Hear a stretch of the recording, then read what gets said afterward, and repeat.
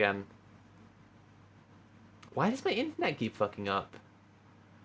Chat, I don't know what's going on with my internet. If this happens again, I may have to wrap up the stream because I don't know why this is happening. And it's very troubling to me.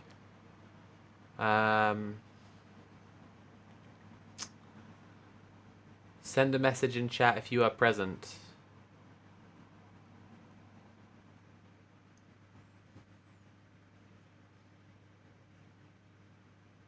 VPN has that reverse kill switch.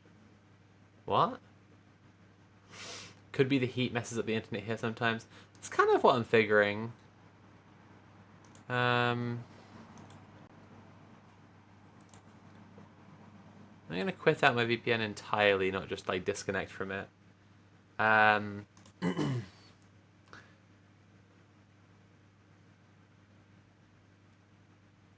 They're silencing her for speaking the truth on the capture of the press by flies. Okay, chat, if this happens again, I will have to just wrap the stream because I can't be... This is like too stressful. But yeah, like I say, I'm not trying to get at anyone for making these jokes. It's just that like when people make jokes along the lines of Britain in general is just terrible. It's like when people wish for like America to just disappear, or people post that thing of like, here's my solution, and America has been turned into Canada and Mexico, like split 50-50. And it's like, hey, what about Native Americans? Are you kidding me here? In the same way, like the working class of Britain, like plenty of them have, done stuff wrong. Plenty of them have been like tricked into being like racist pieces of shit or whatever.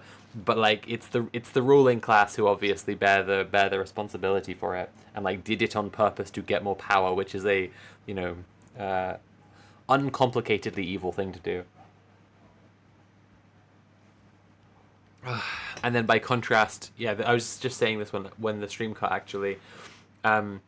If you are class conscious, if you're a leftist and you live in the UK, there are some accents you hear and you're just like, I am in danger. Like this person is just like posh to a degree of being an immediate danger to my person, to my safety. And unfortunately, sometimes you still hear it in leftist spaces, and people seem to be shockingly blind to it, and then bad shit happens. But the one of the worst iterations of that is you hear people with an incredibly posh accent, and you're just like, okay, you're just part of a completely different class of people. You are very much like from them, and then Americans who will also make jokes along the lines of all British people are stupid with bad teeth and racist will hear that accent and be like, wow, oh my god, that's so sexy. English people are so sophisticated. And it's just like, oh my god, Gulag 1,000 years. I'm suffering. This is terrible.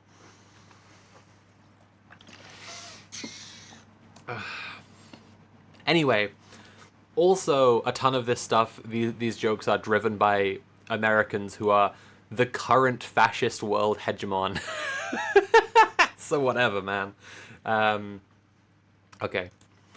I want to be clear, Echo, I'm not having a go at you. This isn't all like a rant based on you saying this stuff.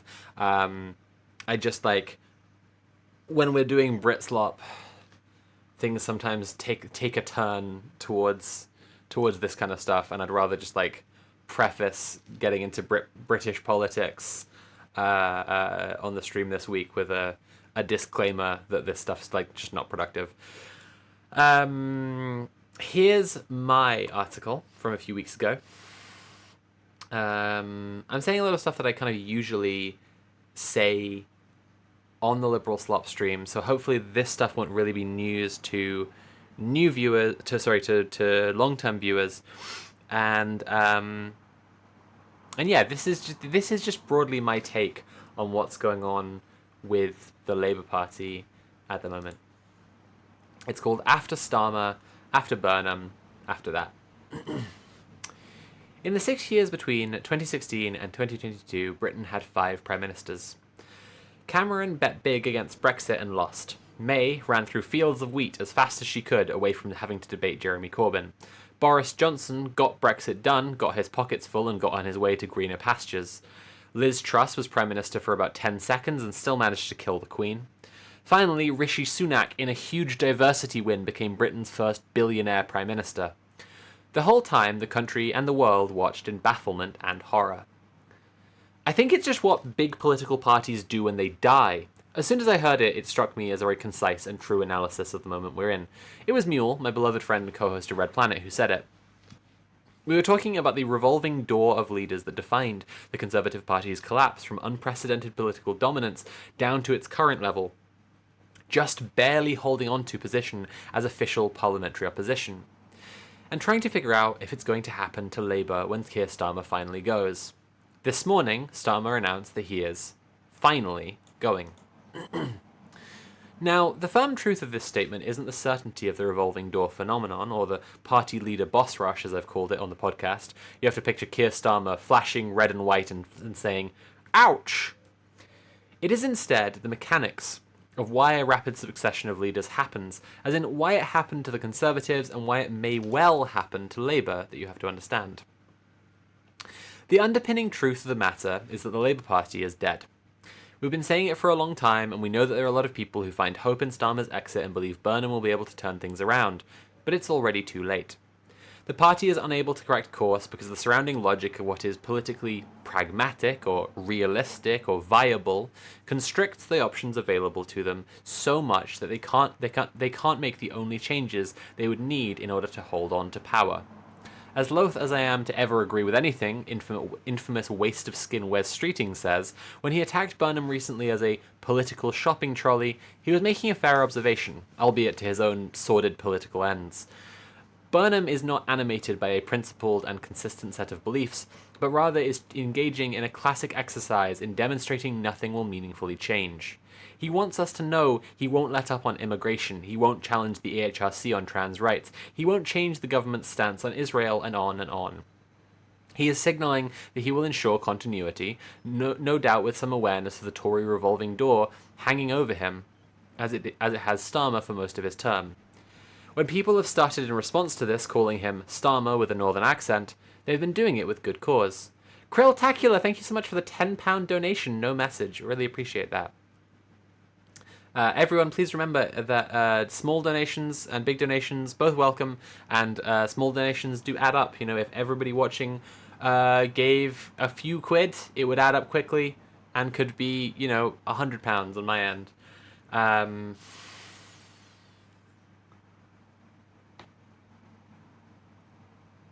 not sure if I missed a contact there. Anyway, Krilltacular, welcome to the stream. Lovely to have you here. Another recent instance of glorious vindication for the Red Planet over the weekend was the collapse of the US-Iran peace deal. We knew it was not going to hold because we have been saying for years that US hegemony is collapsing and that other countries would soon be dictating terms with hard power. Where many people are seeking comfort and relief in the systems that provided the structure of the last few decades, we see that anything that can survive this slide into fascism needs to face away from imperialist power now, and must be structured to actively resist it. Some simple ideas outline the core analysis we've been working from on the show the last 5 years. The current world order, the international rules-based order, the end of history order, the order of neoliberalism defined by horrifying capitalist imperialism, is collapsing. The wealth and power within the imperial core is being siloed into the possession of the ruling class, leaving the working class of the imperial core in freefall. The strongest long-term moves any of the richest countries in the world right now can make are to strengthen socialist and democratic institutions, or create them in some cases, if not have an outright socialist revolution. But the system of imperialism is itself incapable of long-term thinking. Socialism or barbarism, you've probably heard it before. This is relevant to Burnham because he is, once the cloud of lanyards and sound bites of the leadership contest is over, stepping into the collapse of the two-party system. The two-party system is collapsing because materially conditions are worsening in the imperial core, and that is driving a rupture in the social fabric, the consensus reality, the window of what is politically imaginable. These are revolutionary conditions. The American far right money is determined to make it a fascist revolution. This force carefully stewarded the rise of various far-right protest parties, most recently Reform UK, and the social media unreality that many of its supporters live in. The British left has grown and become more organised due to the emergence of this far-right populism. A canny politician in Andy Burnham's position would attempt to figure out a synthesis between the two polarised positions, between the realities that are provoking them. We would expect to see promises that included some things to appease the woke left, like better environmental policy and higher taxes on the richest in society, and some things to appease the Farage right, like saying the words tougher on immigration and looking stern. We would expect some policies that aim to address things that practically everyone can agree are broken, like social housing, education, the NHS, wealth and income inequality, and employment. This, if undergirded by a strong socialist platform and a vision for a Britain that steps out of Trump's shadow, would redefine the political moment for the UK and make Labour, in a word, relevant. There's a version of sensible centrist politics that could orient the UK to face China and Europe, as Mark Carney has been demonstrating in Canada. Instead, everyone in Labour, including Burnham, continues to treat the kind of politics that the Polanski's Greens represent as completely beyond the pale, while saying things like, Nigel Farage is right about immigration. There is no compromise with the left, only with the far right, and the hallucinated criticism from the far right that Labour is too much like the Greens already is being given endless credence.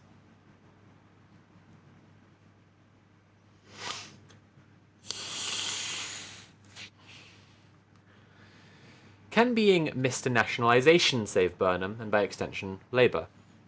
Already the usual suspects are lining up to tell Number 10 and the rest of the country that public spending won't be possible unless there are more cuts, to drag out the book balancing act that mesmerises people into forgetting all the parts of politics outside the Chancellor's ledger.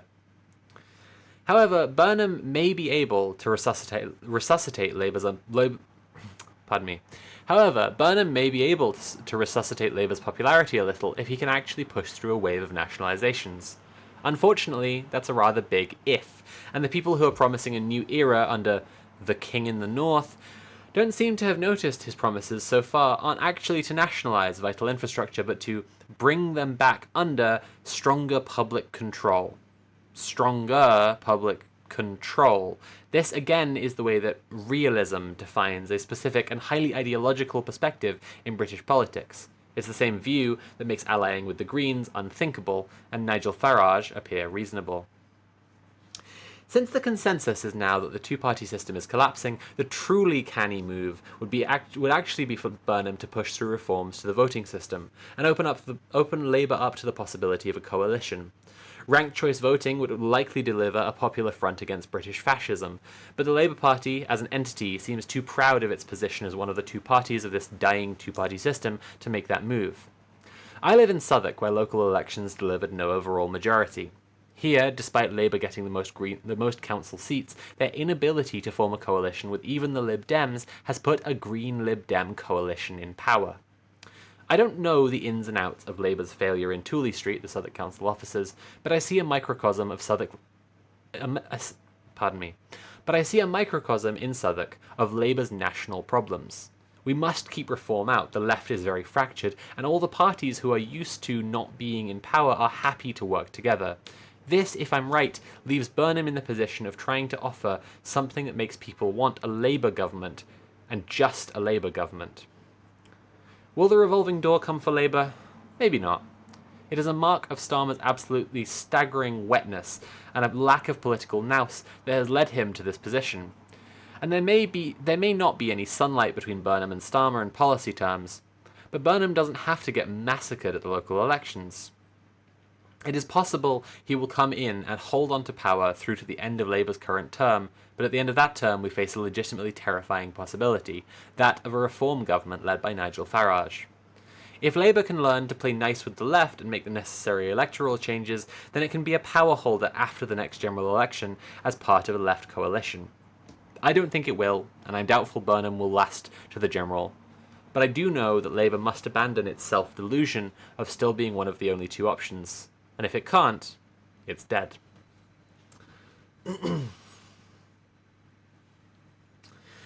So that's my article. Let me know what you think. That's the piece I wrote with Burnham coming in. We are going to next read Burnham risks first revolt as PM over apparent support for North Sea drilling. So you see there where I said it would be canny to have a little bit of compromise to the left with some nice environmental policy. First week as Prime Minister, Andy Burnham has come in with we're going to reopen the North Sea for drilling. That's pretty cool, isn't it? Okay, before we do that, I'm going to hydrate so my voice doesn't get completely hoarse. And I'm going to remind you all that I'm doing work right now, and it's nice for me to get paid for doing work. So, please, if you're enjoying the stream, consider paying for the stream. You can subscribe or cheer or donate directly using command TIP. It's !TIP. And it helps me to pay my bills, and I really appreciate if you can donate. There are over 25 people viewing right now, so if everybody viewing right now gave me £4, that would be over £100. Remember that small donations still add up, and it's really the best thing that happens on this stream when a wave of small donations all come through at once, because I know that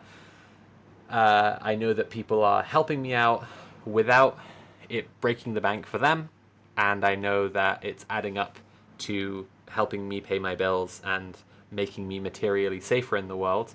So please do consider donating if you can, and remember that small amounts still make a difference.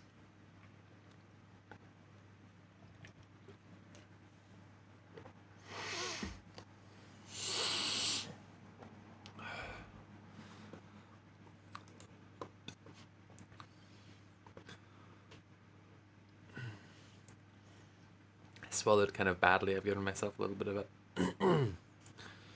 Not heartburn exactly. What is it?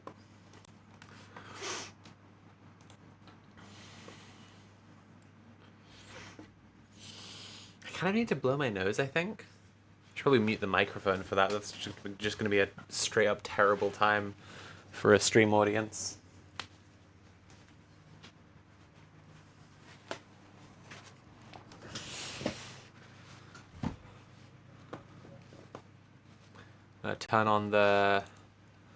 Turn back on the lo-fi for me blowing my nose. You can pretend I'm playing the trumpet.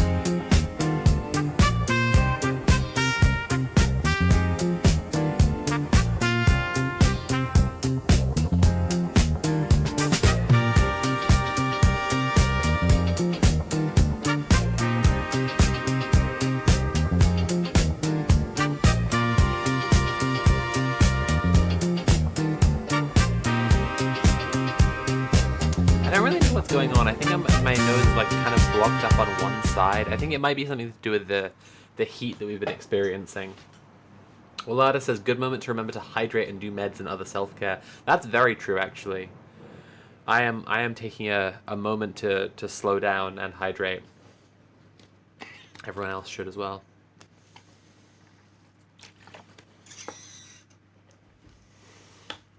Prince Infidel says, as a Yank, I don't feel familiar enough to say much on the article. Your jazz is pretty good, though. Thank you. Yeah, I mean, like I say, it's just kind of stuff that I say a lot on the Liberal Slop stream. So, Hopefully it's quite familiar to regular viewers. Hey Zelda, thank you so much for the £10 donation, no message. No, I'm gonna need to blow my nose again, sorry.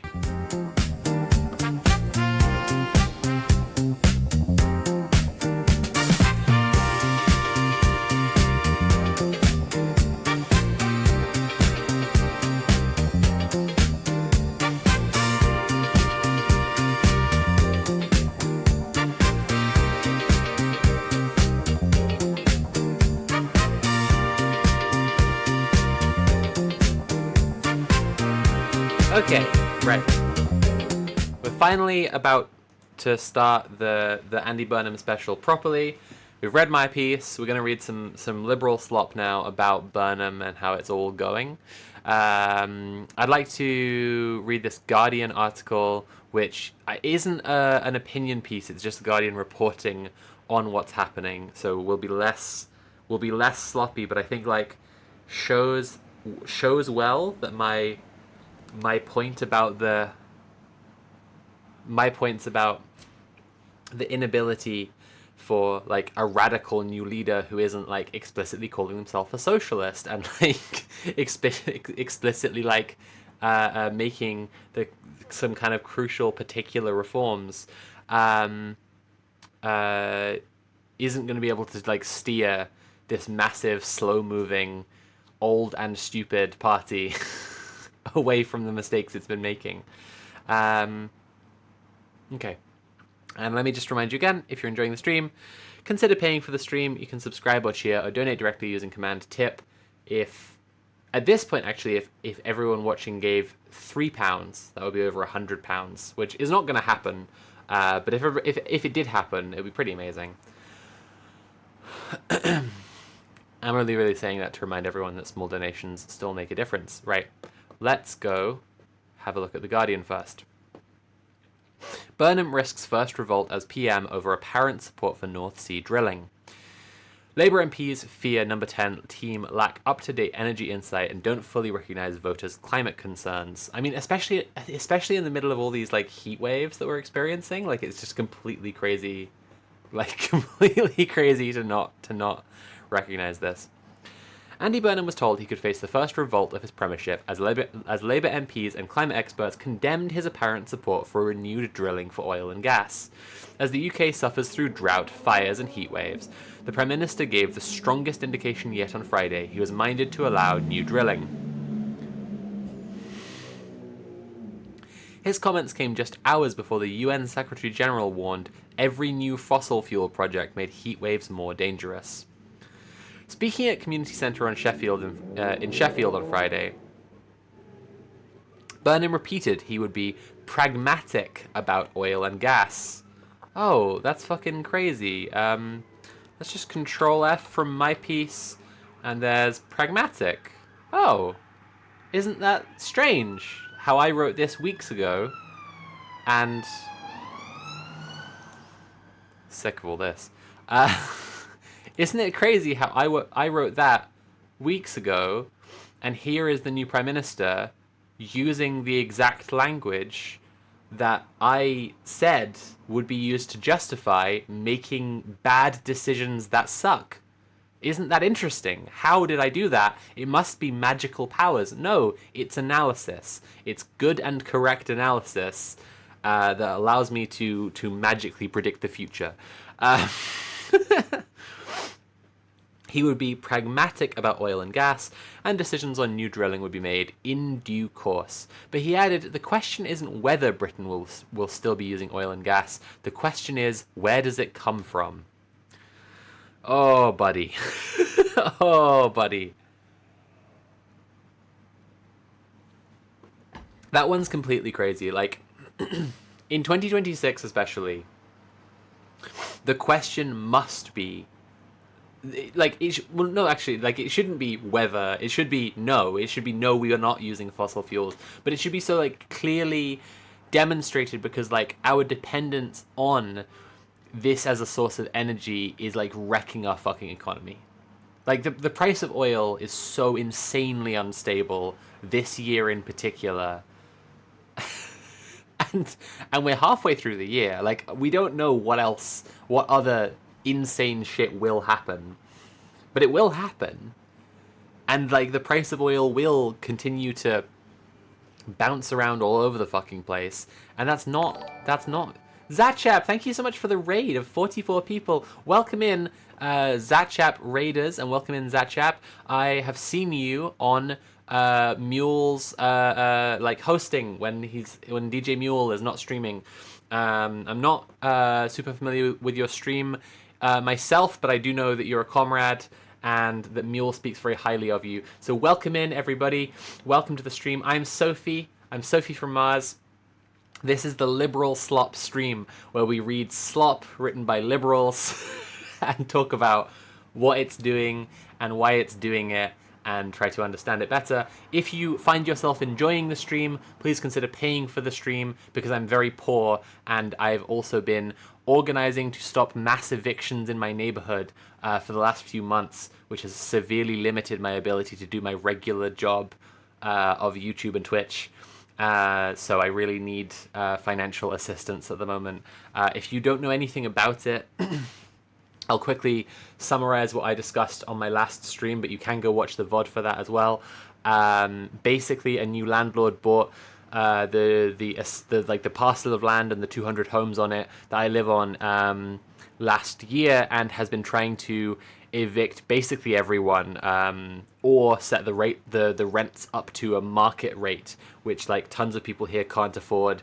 And my partner and I have been in the center of like an organizing drive to bring the community together, create legal assistance, give people space to get through their paperwork, help people through paperwork, including a bunch of elderly, disabled, non-fluent English-speaking neighbors.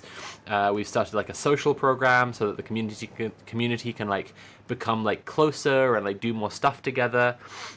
Just today, I was actually at an anarchist space in the same like London borough that I'm in, which is like a food share co-op and a bike repair shop and a library, and talking about how we could like expand some of the things that they do onto the estate so that like low-income neighbors would be able to afford food more easily and stuff like that. So that's the kind of stuff I've been doing more recently, although there's been a massive bunch of stuff going on. Again, like if you want all the details of it, I talked about it in my last stream and you can watch the VOD of that. But I've been fighting against mass evictions in my neighborhood for the last few months. I have been doing that unpaid. And so if you enjoy the stream today, please, please, please use command tip and donate so that I can afford to pay the bills if I am suddenly unable to stream again.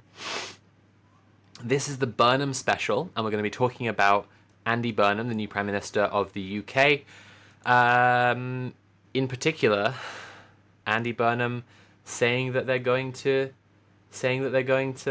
do more drilling. Trashnomancer, welcome to the stream. Trashnomancer says some neat projects and some substantial challenges. Yeah, I mean, so like the dream would be that we can turn the entire estate into like a massive housing co-op. That would be like really, really winning, you know. The most basic thing is we want to keep people in their homes paying the same rent they have been paying. The kind of middle step between those two things is we want to punish this landlord because they've been like just insane. Just like harassing and coercing and intimidating and lying to residents, trying to bully them out of their homes. It's been just so nasty. And like, they've done a bunch of illegal shit, so we're basically like trying to get the council to act on that at the moment. It's become a whole thing, and it's very rewarding, and people have been saying that they really enjoy me talking about the organizing side of it, and like find it inspiring to hear about, which I hope that it is, because I honestly hope that like people will take from that, like that they can organize too. You can organize in your local community and you can make a difference. I'm quite enjoying the creative and artistic opportunities that are coming out of it. So today I was just telling chat at the start of the stream that I've been painting a sky blue banner with clouds, and I'm going to be like hanging it off the roof of my house, just as like a fun and beautiful thing. And yeah, it's just fun to like sort of seize on doing wacky bullshit that, like, if the landlord were to take an issue with it, it's not even any kind of direct challenge to them, so they shouldn't. And if they did, it would make them look really weak and insecure. Trashnomancer says, I've wanted to do an intentional community kind of thing, so it's inspiring to see people actively working on it. I will say, I think that like it's really important for people to just really try to get out of the mindset of like if you are to do that, I would really, really, really encourage that you try to make it happen where you are, rather than trying to make it happen somewhere uncertain with lots of people who are in like the activist cliques or like organize a space or like people who think exactly the same way. Because one of the most rewarding things about doing community organizing is the touching grass side of it, and just being able to be like way out of the like abstract and dogmatic space of like the online left, and just like talk to just people who are just living their lives and realize that like we are right about shit. You know, we do have a cohesive analysis as socialists, as communists, as anarchists, whatever, that like we can bring to people and it will help them. And also like we don't need for the people that we're organizing with to be 100% on the same page in order to get results.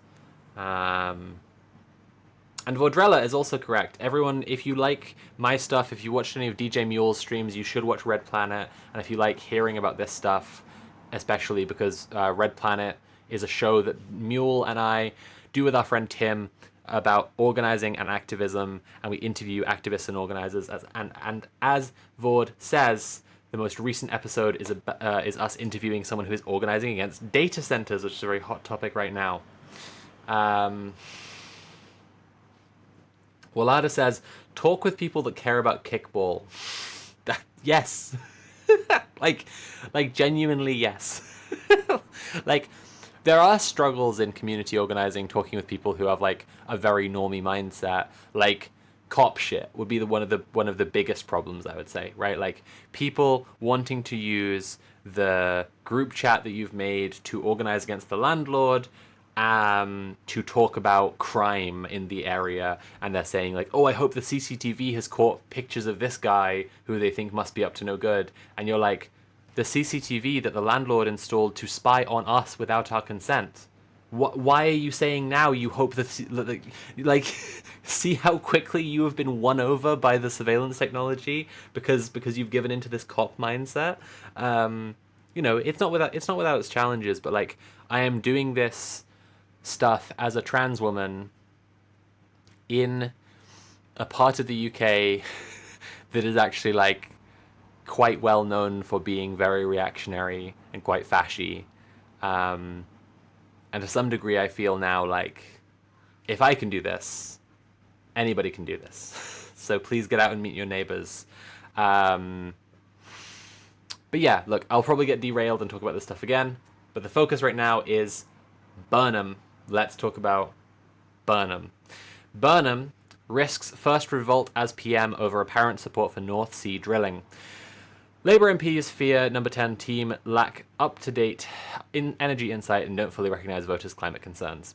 Andy Burnham was told he could face the first revolt of his premiership as Labour MPs and climate experts condemned his apparent support for renewed drilling for oil and gas. As the UK suffers through drought, fires and heat waves, by the way, 63 grass fires in London, just London, just on Wednesday. This Wednesday just gone, 63 like fields of like dry grass just caught fire because it was just too fucking hot. And then we're in a drought. 63 of them in one day. The Prime Minister gave the strongest indication yet on Friday he was minded to allow new drilling. His comments came just hours before the UN Secretary-General warned every new fossil fuel project made heat waves more dangerous. Speaking at a community centre in Sheffield on Friday, Burnham repeated he would be pragmatic about oil and gas. Chat, if you are any of Zatchap's raiders and you are new to the Liberal Slop stream, take note now. Pragmatic here, the use of this word. This is something we talk about on the Liberal Slop stream a lot, because this is the language that liberals use to justify atrocities all the time. What is realistic? What is pragmatic? What is possible, feasible, viable? Can the government do any more borrowing before it does any spending? No, more borrowing isn't possible. The debt would get too big. What are you talking about?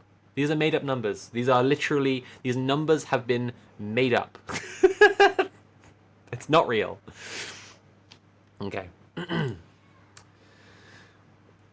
He added, the question isn't whether Britain will still be using oil and gas. The question is, where does it come from? Okay.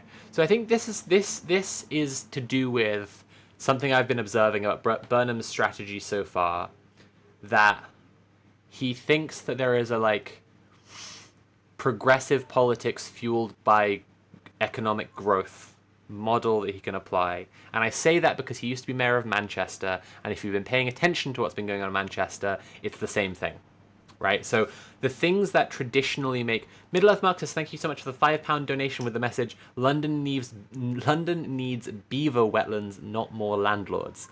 Yes, the UK hasn't built any new reservoirs in 30 years, and we are getting wetter winters and drier summers. The obvious solution to this is to store the water, and we're just not doing it. It's completely insane. Right. Burnham, if you've been paying attention to what's been happening in Manchester, right? Manchester is a beautiful place with a rich and interesting history and lots of very beautiful and diverse local culture. And it's going to sound a little bit like I'm saying everyone went to school up the hose. It was good to be poor. We loved being poor. My family's northern. There is a separate culture to the south and to London that does have to do with some of the deprivation that the north of England has experienced. But it's not like it's just the culture of being poor or whatever. It's a culture of free-spiritedness. It's a culture of close community. It's a culture of creative freedom and experimentation. Hey Zelda, thank you so much for the £19.50 tip with a message. Going to prep for an appointment. I hope others help you enjoy your stream. Thank you so much, Zelda. I hope your appointment goes well, and the rest of your day is lovely.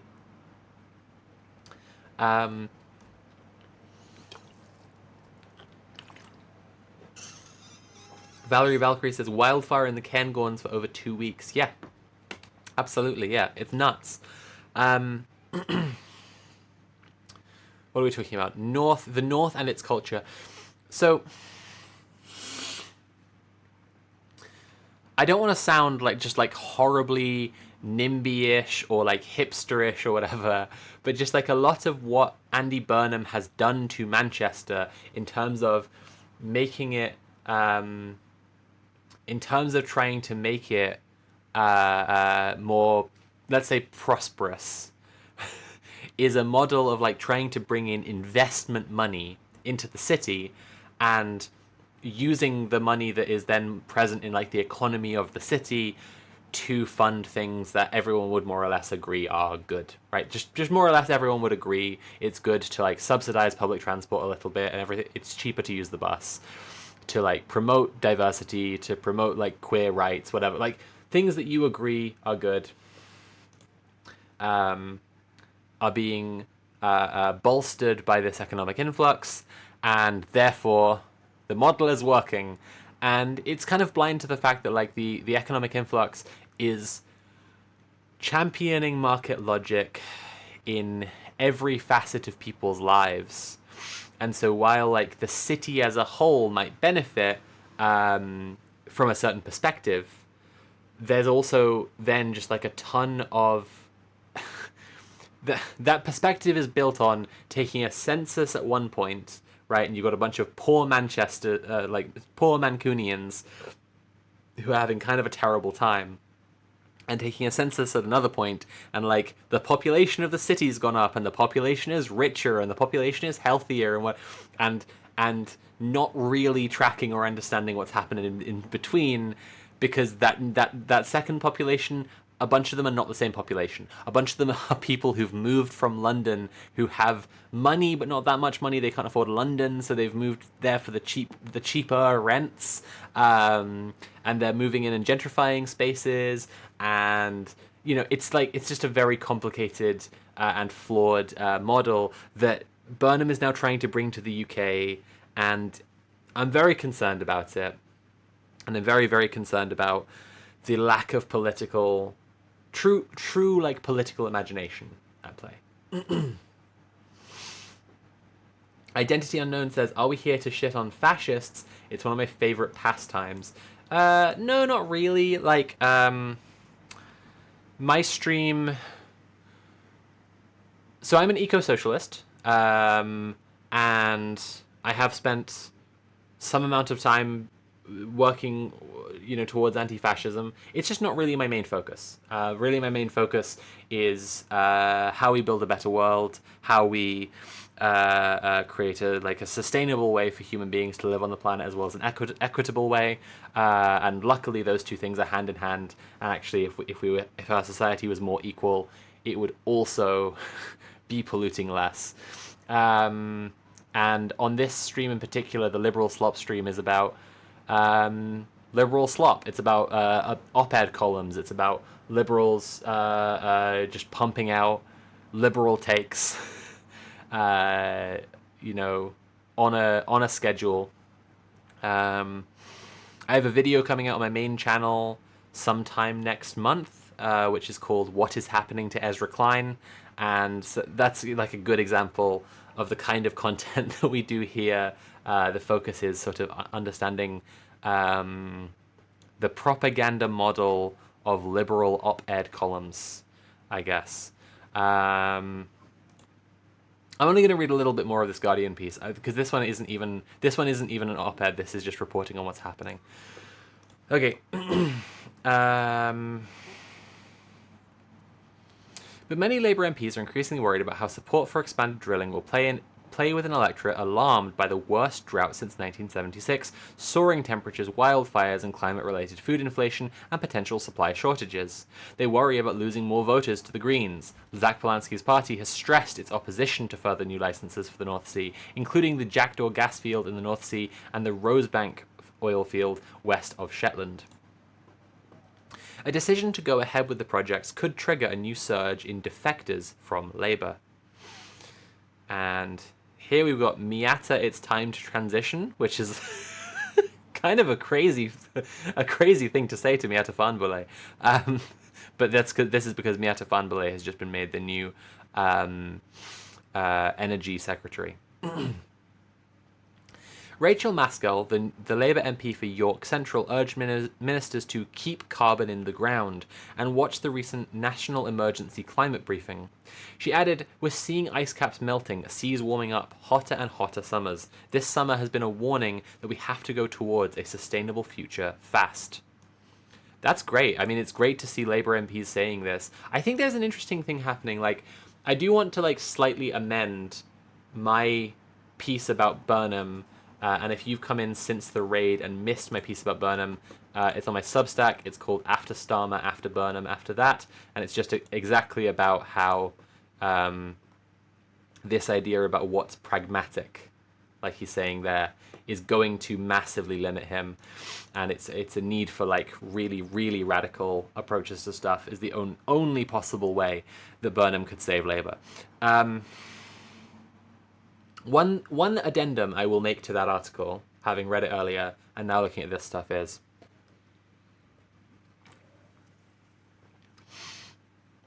I do think the context is changing around Burnham quite rapidly, because the media have finally stopped playing soft, pitching slow balls. I'm trying to do a sports metaphor, and I'm I'm trying to do a sports metaphor, and I'm a long hair femme. This isn't gonna work. they've been playing super, super nice with the far right, the media, for a long, long time, and now they're finally giving Nigel Farage an iota of scrutiny, and he's completely melting down, and they're just like chucking him away. And it is disturbing to watch like just how much the media like completely controls politics in the UK. At the same time, yeah, like reform is melting down. The Labour hard right that I think Starmer quite like solidly represented.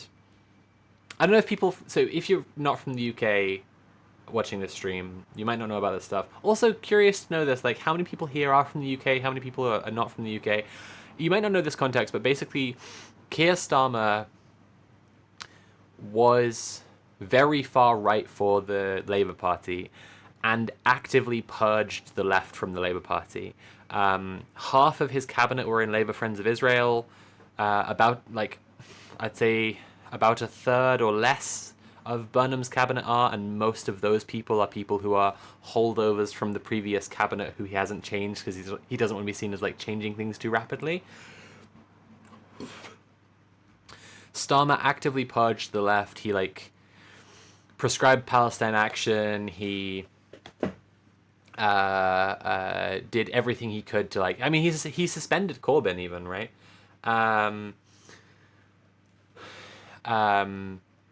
Identity Unknown says USA but chronically online. I've not found chronically online Americans to be well aware of British politics, but maybe you will be. But yeah, people might not know. It's like Starmer had specifically a cop-like approach to being this like Labour right leader.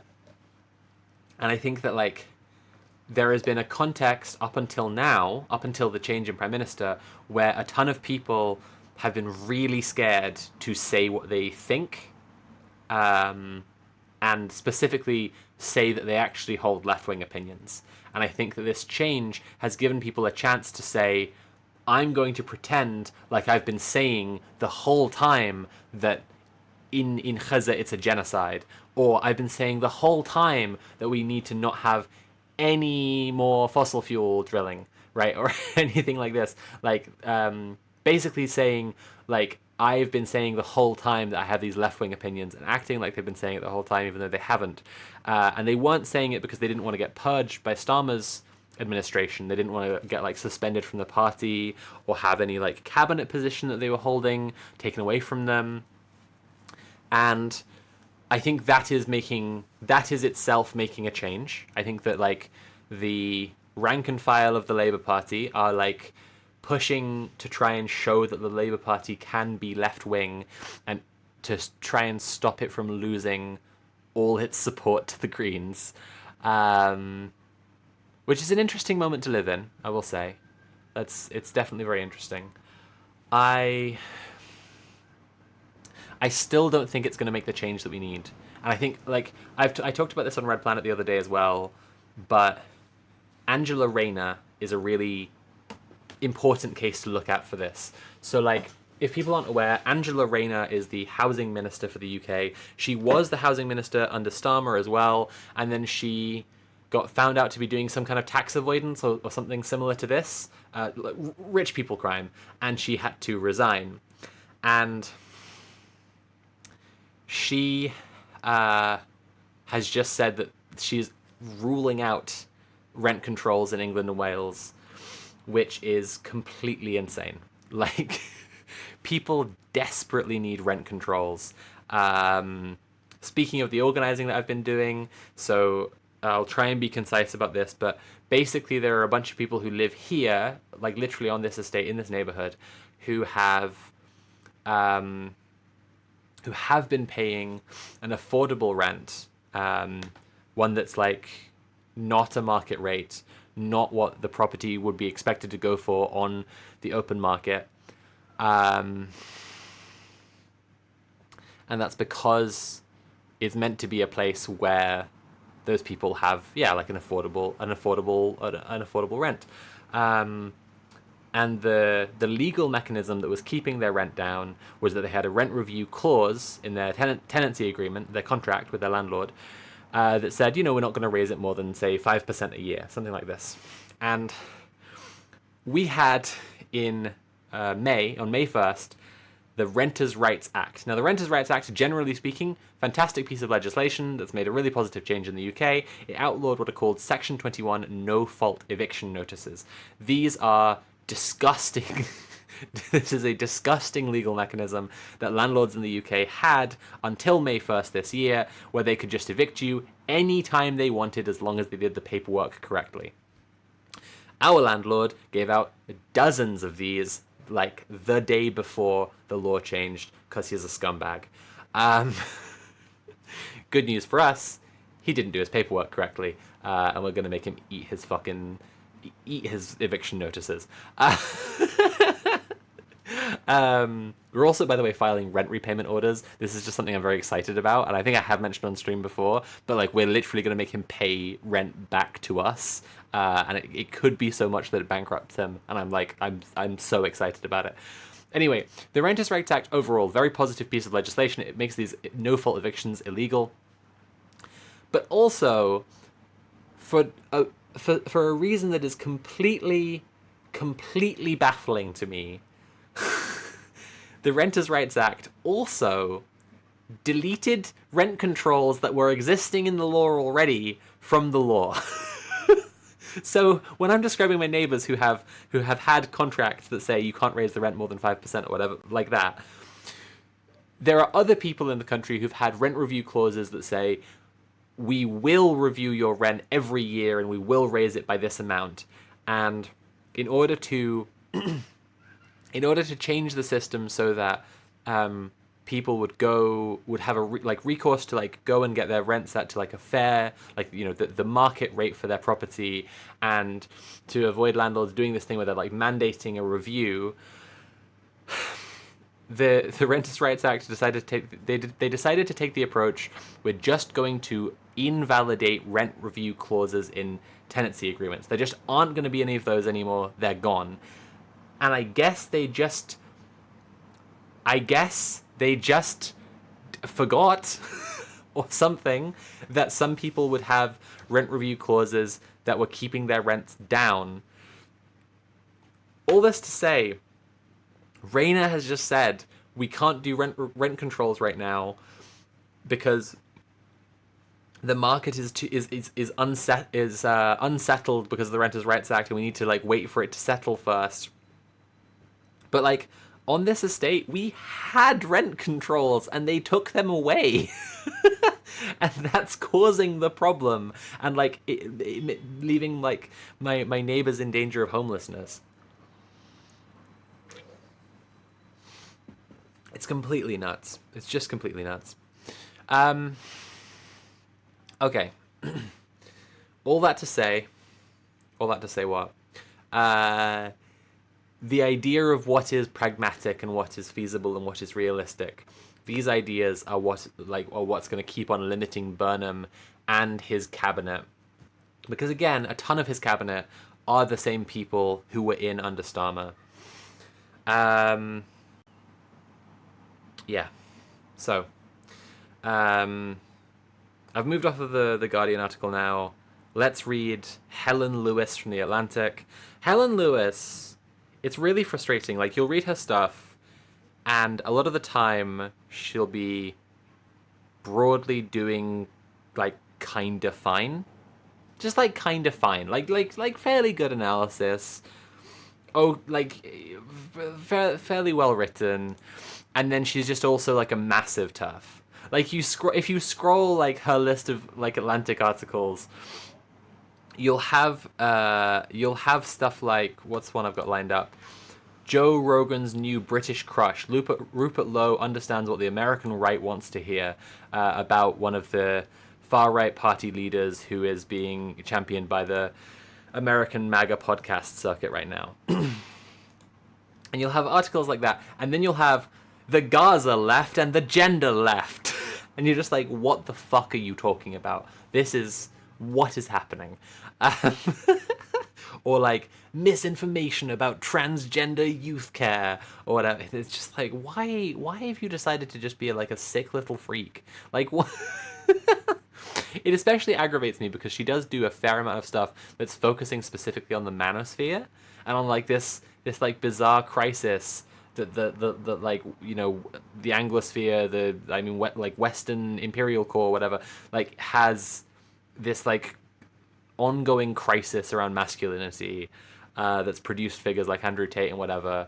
And I value people speaking up on that stuff. I value people speaking up about sexual violence, about like patriarchy, about the ways that like young boys' insecurities are being marketed to by these creeps. And then she's also writing about trans people in like just a horrible, bigoted, oppressive, smug way that doesn't even like align with her other stuff, to be honest. And I'm just kind of baffled by it. But I mean, I'm kind of baffled by TERFs in general. All right, let's read Helen Lewis on Burnham. And before I start, let me remind you all that I'm doing my job right now. I only get paid when people on the internet decide they want to give me money, which is a terrible situation because it means that my income is entirely unreliable. If you'd like to help me pay my bills, please do consider paying for the stream by subscribing or cheering or donating directly using command TIP. This is my last stream of the month because it's the last day of the month. So I don't, you know, expect that I'm going to hit £600, my usual stream goal, because I haven't been streaming enough because I've been trying to stop everyone getting evicted. But any money that you can give, I would really appreciate. And I will use it to buy keeping my lights on and buying food. Okay. So this article also, it was written before Burnham actually came in. So this is, the context of this is Burnham had just won the Makerfield by-election to make him an MP and was about to become Prime Minister. Okay. Britain has a new Prime Minister in waiting. Andy Burnham has wanted to lead the Labour Party for more than a decade, and now the deep unpopularity of the incumbent, Keir Starmer, has created a path to Downing Street for the Manchester mayor. Yesterday in Makerfield, a constituency outside Manchester in northern England, Burnham won a special parliamentary election that basically everyone understood to be both a referendum on Starmer's leadership and a test of his own ability to defeat the radical right.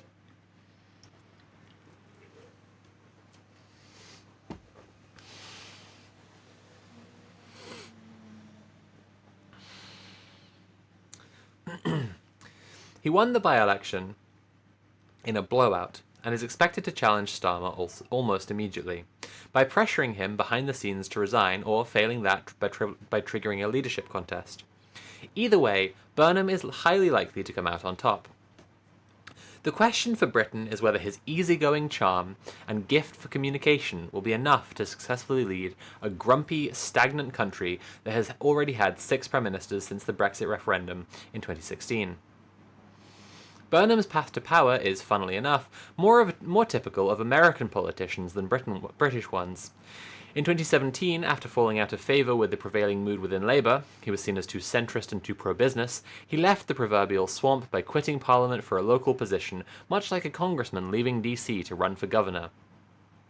In Manchester, generally agreed to be a prosperous and revitalised city, Burnham has been able to build a strong personal following without the pressures of national government. Championing what he calls Manchesterism, an agenda that sees back power for the city but from the bureaucrats and money men of London, he has become known as Labour's King of the North. An agenda that seized back power for the city from the bureaucrats and money men of London. I'm not sure about that. I'm really not sure about that at all. To compete for party leader and prime minister, though, Burnham needed a parliamentary seat. Unfortunately for him, Starmer knew this too, and successfully blocked him from running in a special election in a different Manchester area constituency in February. The seat went to the left-wing Greens, prompting bitter recriminations that Burnham alone could have held it for Labour. By the way, You might know about Hannah Spencer, the Green MP who won that by-election, and how great she is. I feel like a lot of people are not really aware of the reason that by-election was happening in the first place is that Starmer Starmer had a bunch of like parachute candidates who he'd sent in, just identical business boys, the Starmer clones, the Stormtroopers, and he'd sent them all in, and they were all like right-wing Labour pro-business sickos, and some of them, it turned out, were sick little freaks, and were doing things like being in a group chat where they were making a bunch of like fashy jokes to each other, especially the ones who are most directly under the leadership of Wes Streeting, who's now the Defence Secretary. Isn't that great? And one of them particularly got called out on this and had to step down. And that's why there was a by-election in the first place. I don't know. City of Doors, thank you so much for the £20 donation and the message, love all that you do. Thank you, Sophie. Thank you so much, City of Doors. I really, really appreciate that. That's really sweet of you. Thank you so much. I know I haven't put out any video essays recently. I am very happy that my last one about how trans people should organize has had like exactly the desired effect, and I'm now hearing about like a bunch of different trans assemblies happening. Like that's ultimately the most important thing. I am a bit sad that I haven't released any video essays in a while. I think that the next ones I have lined up, like I have a few that I'm in the process of finishing up now that I'm not organizing round the clock. I'm feeling good about them.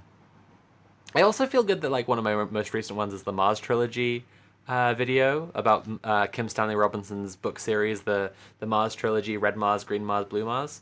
I'm very glad that I made that. I'm really, really proud of that video, and it's definitely like helped my feeling of like, I haven't released anything, to just remember like, nah, I made these videos I really like, and this, you know, I made this video that's really good for people and has helped people to like organize and like do stuff that's going to help people, and I made this video that's just like really pretty and explains a bunch of core stuff that I believe and talking about my favorite books and all this stuff. You know, it's a good feeling.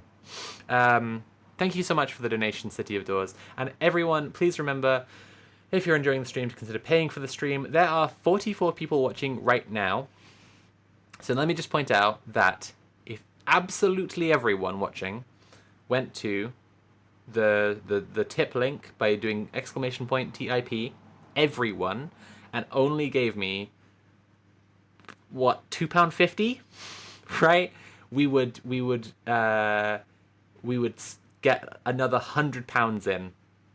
So do remember that small donations still add up. I'm yet to have this specific call to action work where everyone in response goes and donates that small amount. But it would be sick as hell. We can all agree on that. It would be a beautiful thing to see chat working together in this way. All right, let's carry on with Helen fucking Lewis. Ugh. To compete for party leader and prime minister, though, Burnham needed a parliamentary seat. Unfortunately, I'm going to derail again instantly, but this King of the North thing really bothers me, as well as the Manchesterism thing. There's a whole, like, fetishization of Burnham's northernness. And I say this as someone who's, like, you know, from a northern family, but not, you know, very much not, like, you know, that's not my life experience or whatever. But I just think there's this huge fetishization of northern people as being somehow, like, firstly, intrinsically working class. Just like, if you have a northern accent, then you're just intrinsically working class, no matter what your actual material conditions are. Secondly, in some way sort of more human, but in a way that's specifically quite insulting, a way that's specifically quite, like, they're, like, less evolved, you know? Like, it's horrible. And, like, I don't know, this idea of, like, he's a real man of the people, he's gonna solve everything, it needs to be backed up by, like, material fucking action. It's completely insane. And it just really bothers me. Alright.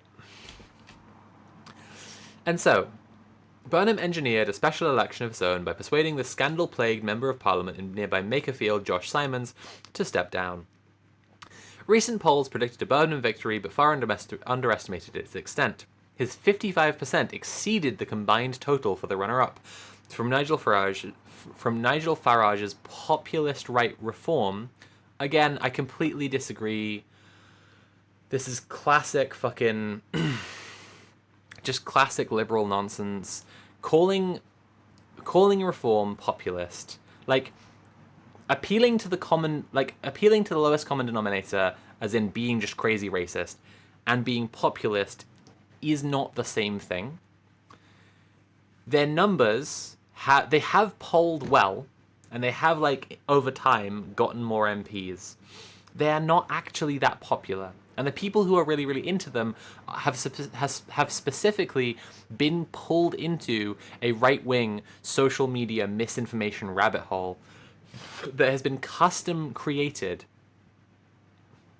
modeled after the way that the misinformation and social media were used to pull people into MAGA and QAnon, right?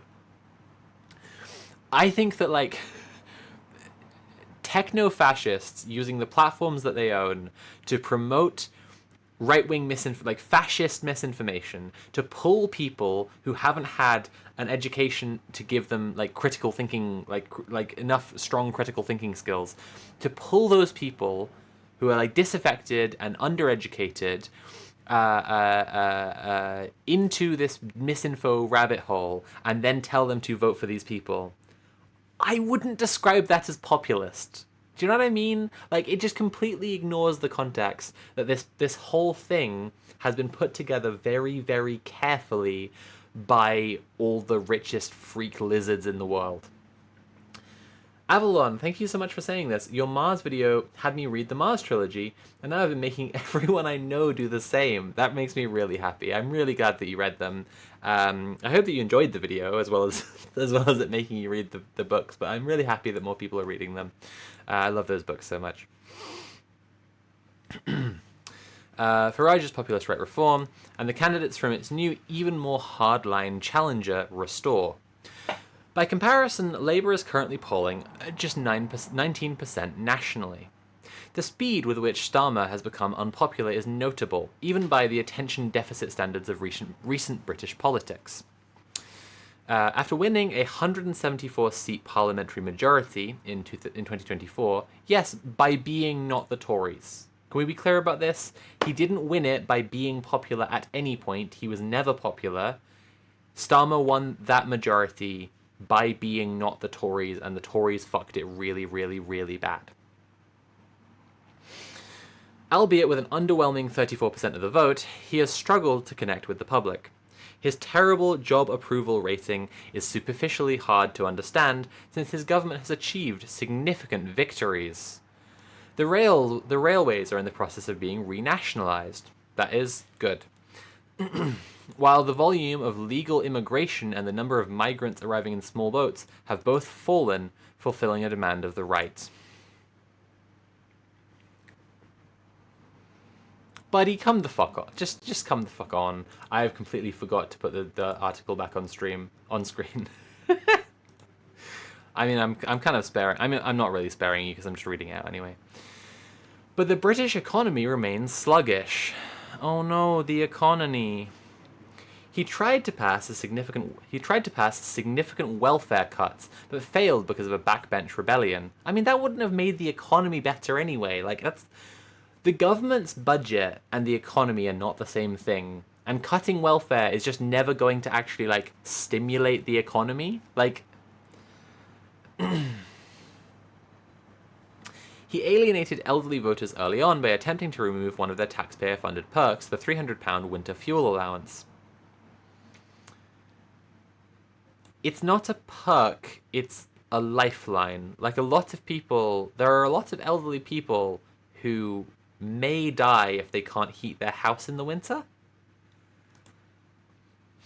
Above all, Starmer has failed to communicate any kind of vision for Britain. He prided himself on refusing to be confined by the infighting of Labour's past, Tony Blair's business-friendly disciples against Gordon Brown's pro-distribution faction, then both groups against Jeremy Corbyn's unabashed socialists. But he was completely unable to define what it meant to be a Starmerite. Hence the re-emergence of Andy Burnham.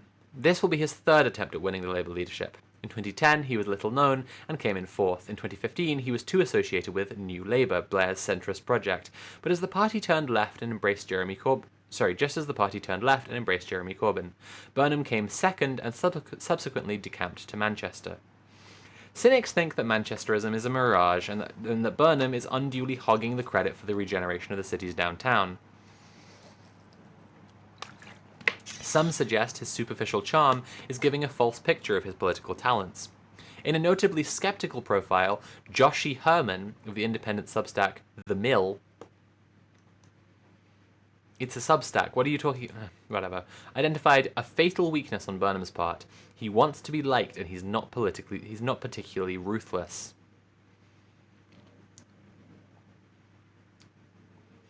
What are you talking about? But Burnham was calculating enough. His posters in the Makerfield campaign mentioned his name, not his party affiliation. Canvassers were instructed to say that they were out campaigning for Andy Burnham rather than Labour. His personal popularity helped win the seat, along with his Obama-style hopey, changey message.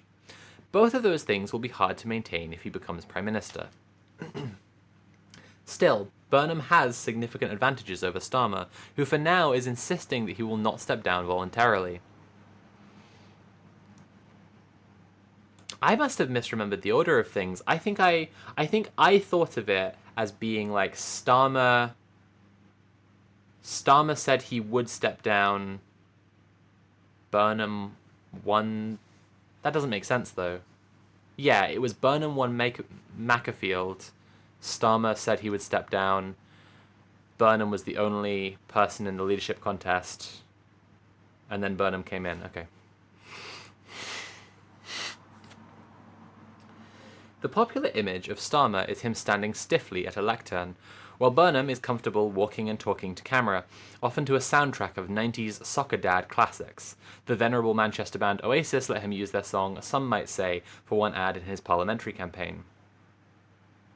He has been a capable frontman in moments of crisis. He was highly visible during Manchester's response to the 2017 bombing at an Ariana Grande concert, as well as the city's response to COVID. Over the past decade, a repeated knock on Burnham has been that he is a political chameleon. As a Remainer campaigning in a Brexit voting seat, he stayed vague on the subject of Britain's future relationship with the European Union. Last year, he argued that politicians paid too much attention to the bond markets. Last month, he reassured them by committing to Labour's current efforts to hold down government borrowing. He held a launch event for his 2015 Labour leadership campaign at the headquarters of the accounting firm Ernst & Young to signal his business-friendly credentials. By 2022, however, he was describing that move as tone-deaf, and this time around, he's presented himself as an Alexandria Ocasio-Cortez-style economic populist, arguing that ordinary people's living standards have been eroded by money flowing into the hands of people for whom life was already very good, and arguing for a top tax rate of 50%. That shift reflects Labour's leftward movement, as well as the recent success of the left populist Greens. Her use of populism is quite strange to me. Like, I know that, like, the population can have multiple factions within it who, like, that are large factions, and so, like, you're appealing to the population. I mean, firstly, I'll say this, like, I see liberals with this particular, like, wonk brain where, like, you're expected to think about what the government needs to do and how to rule over the people and make sensible decisions for the state before thinking about, like, the human needs, right? This particular wonk brain is the kind of person I see use populism more than anybody else.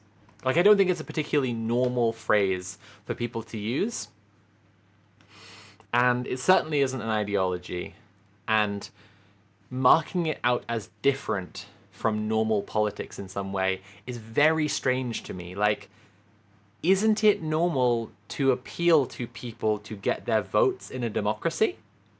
Isn't it normal to say that you will do things that people like? Shouldn't it be normal to do things that people like? Do things that people want? Do things that make sense to voters who don't necessarily have a highly in-depth understanding of all the ins and outs of like the government budget and the machinery of government and whatever. Like, it's just such a strange thing, this populism to mark out separately. Ileana Nia, thank you so much for just following. I take it back. No, thank you for following. That's nice. Just yeah, like populism is it's always a strange term, and I think it's always telling how people use it and what they use it for. But like the far right populists, they're populists because the population, or I guess at least some of the population, just are racists, is what she's saying. I say to this, no, I think that some of the population have been coerced, have been tricked, have been lied to, have been manipulated into thinking that racism is a solution for them politically, into thinking that like racialized people are the cause of the problems they're experiencing in their lives. Then she says economic populism, and she's referring to socialism, right? Like, she says that like the Greens or AOC are economic populists. And then she calls the Greens left populists as well. So again, the population, or at least a part of the population, agree with like an eco-socialist message and with like progressive values. There's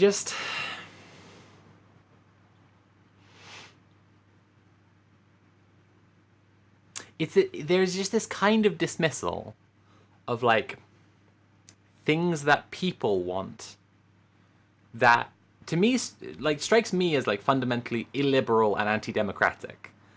And I don't like massively stake out my own ideology and politics around like I'm certainly like don't identify as a liberal. I do think like democracy is very important. I think that the democracy that we have isn't one and sucks. But like it's this very strange disavowal of like things that people actually want as being in some way like fake, unserious, and not belonging in normal politics, as if it's the normal thing in politics, and it is, of course, but just as if it should be to have a plan that ordinary read stupid people won't be able to follow along with, and then any time that you say to ordinary read stupid people that you're going to give them things that make them happy and solve their problems and that they want, you're tricking them in some way. You're doing something against the rules. I don't know. Like I just find populism to continually be a very, very bizarre, very, very, very bizarre term, and I've been finding it weird now for about 10 years because it started being used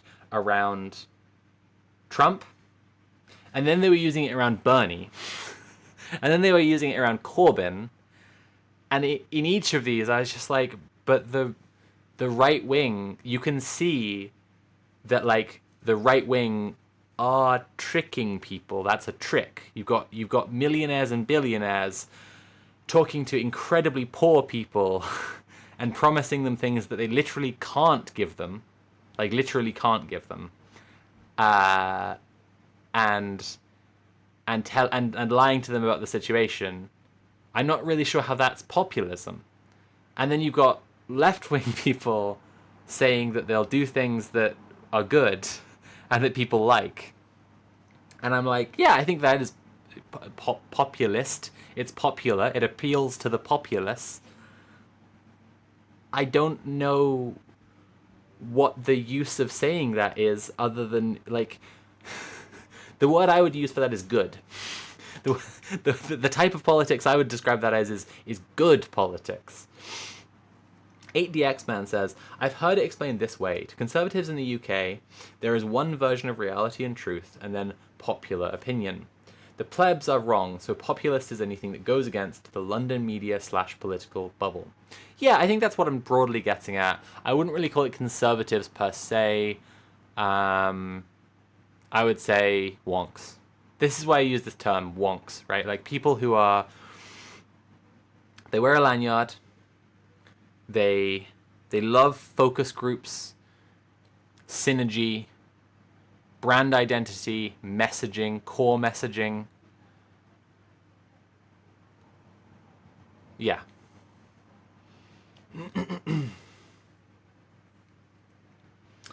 Prince Infidel says, obviously biased, but every time I see liberals use the word populism, they mean popular and bad. Yeah, I think so. I think that's the other thing, is populism is almost always used as a derogatory, right? Like it's always kind of an insult. Okay. We have made so little progress to the actual articles today. I'm sorry, everyone.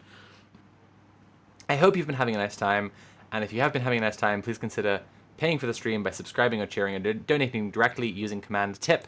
I'm going to go back now into the article. That was all the stuff with the... No, the populist thing was there. That's why I derailed again. The British electorate has fragmented. Labour now competes for left-wing votes not only with the Greens but with nationalist parties in Scotland and Wales. In the middle sit Liberal Democrats who appeal to both anti-Brexit Conservatives and former Labour voters uninterested in the party's leftward turn.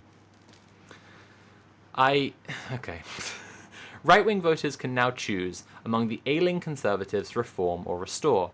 The last of these is backed by Elon Musk and traffics in language about race and immigration that has been absent from British electoral politics since the demise of the British National Party. I'm not sure about absent, babe.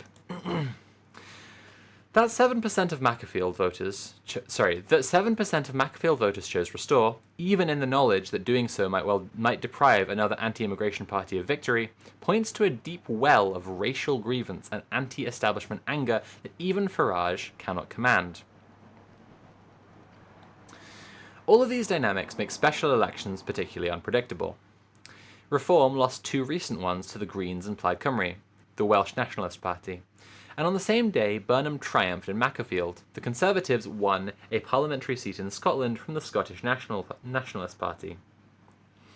The next national election will occur no later than 2029, and which party ends up with the most seats is anyone's guess. Are we going to talk about electoral reform?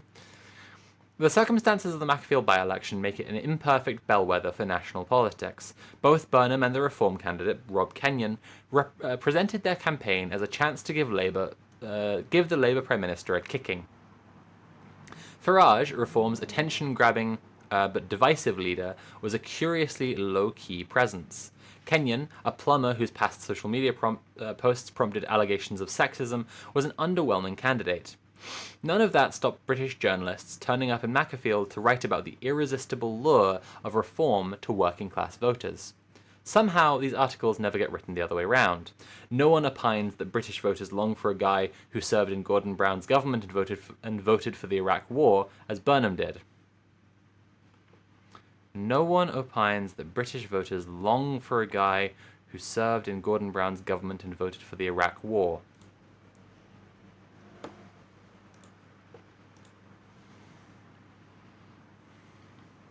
Yes, Helen.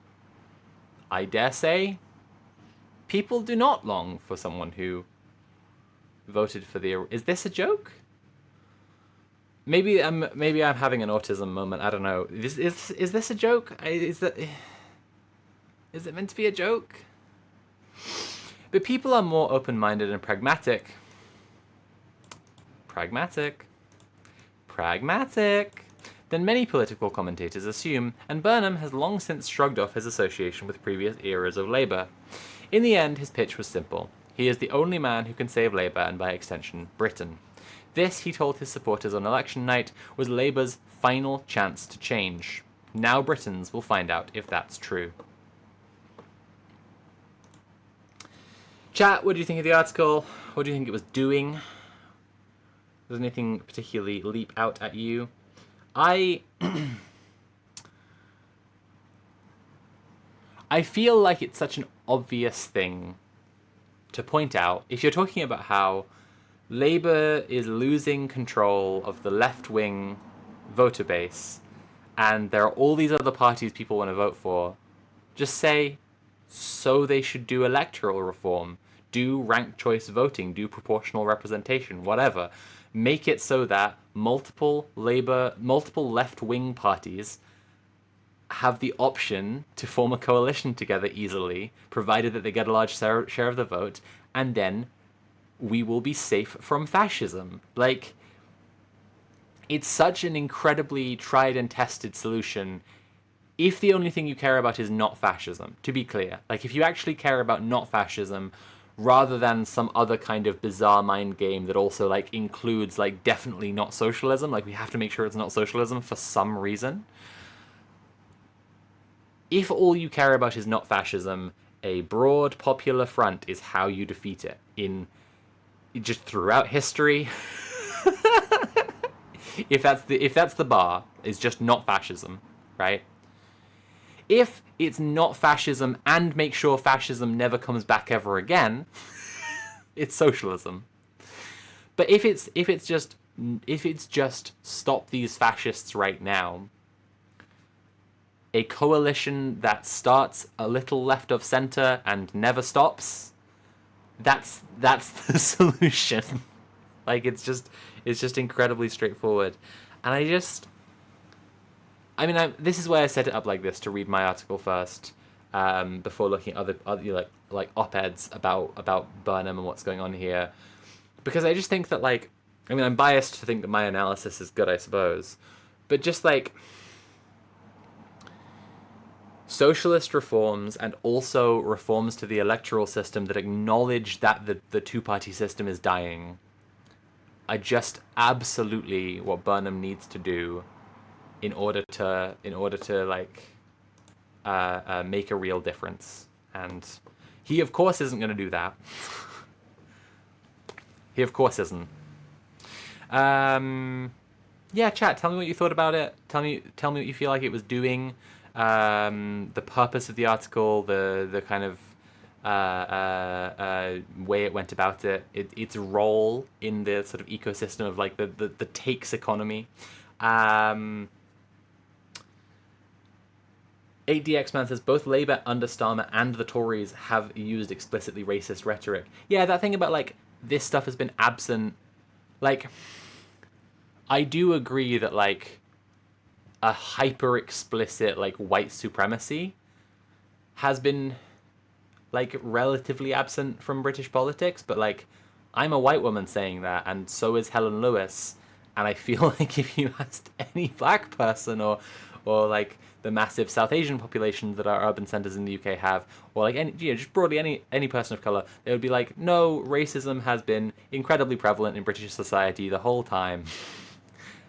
But they'd also agree that yes, it has obviously gone up again to a new level of explicitness. 8DX Man says it was pretty straightforward, the state of things, but without all the lefty "we told you so" parts. That's your analysis of the article.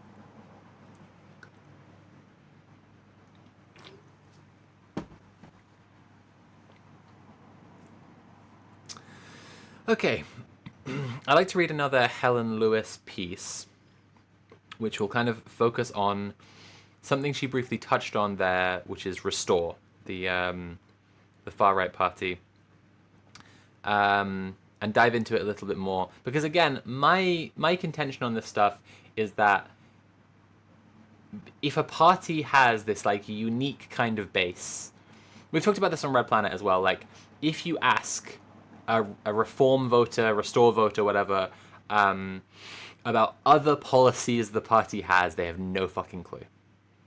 It's just like, small boats, send them back. That's it. I've experienced that here with the organising I'm doing. Like, I've experienced people who say that they're like voting for reform, and then I'm like, that if reform get in, they've promised to like day one scrap the Renters' Rights Act, and so like the situation here with the eviction notices, that would be able to happen anywhere again immediately. Yeah, like supporters of other parties broadly have some idea, at least in the UK context, like what the party is generally doing.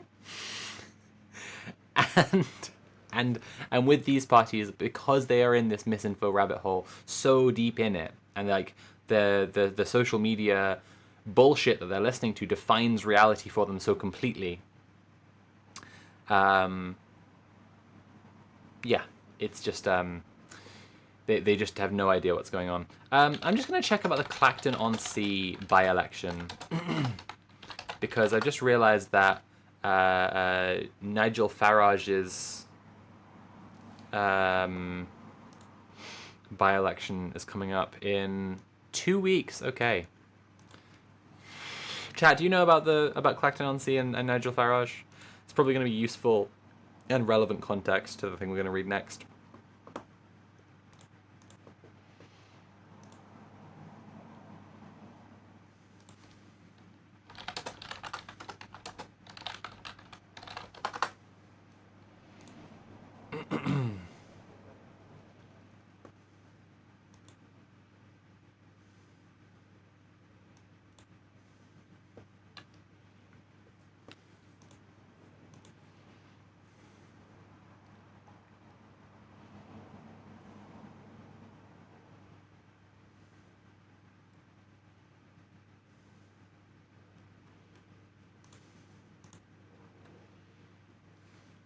Wardrella says, vote Binface. ADX Man says, Binface for Prime Minister. Weebcore says, I know in my heart Farage will lose to Binface. Little Toasty X says, yes. Big Binface support in chat. Yeah, what's the thing I keep on thinking of? Especially in the heat wave, and especially with all the like infrastructural problems the UK is facing at the moment, Binface's water policy just keeps coming up for me like almost daily at the moment. I think I've said to my partner a few times recently, Count Binface might, despite being a joke candidate and a fictional character, have one of the best policies I've heard in relation to the public-private partnerships and the corporations that operate our water systems. Make water bosses have to swim in bodies of water. Because genuinely, like, I don't know, like, if he were to try to enact that policy, I would like to cast a vote towards that actually happening. Like, the River Thames is disgusting. It's genuinely horrifying, it's dangerous, you can't go in it. And it sucks and it stinks, and like Britain has like a brown halo that's visible from space because our waste management is so bad and our water management is so bad. Genuinely, the bosses of the private companies that are being trusted with our waterways and our water systems genuinely should be made to regularly have to drink some of the water straight from the water bodies and swim in the bodies of water. Like, do people fish in the Thames? You would just pull out shit. Like no, people don't fish in the Thames. People fish within London, usually in like maintained bodies of water that are in parks. There's not much that lives in the Thames, like not like massively. There are some eels. That's a very, very, very long-term thing about the Thames, and in London is eels. Yeah, people don't fish in the Thames. Always surprised that people fish in New York. 8DX Man says, okay, but the no upkeep only collect bills policy makes the most money. Yes, of course, I forgot they're just landlords of water. No, but genuinely, it just keeps coming up for me, and I'm just like, yeah, man, fuck it. Like, absolutely, they should have to swim in the water. Okay. I've just realized Helen Lewis has actually written an article that's explicitly about Farage, but that was like a few weeks ago. I don't think we should read that. I'll just explain the context around what's going on with Farage here, because it's kind of relevant to this stuff with Restore. So, we're about to read an article that's about Rupert Lowe, who is the leader of a far right party called Restore. They are to the right of Reform. So they are for people who just aren't, who feel like Reform aren't being racist enough, basically.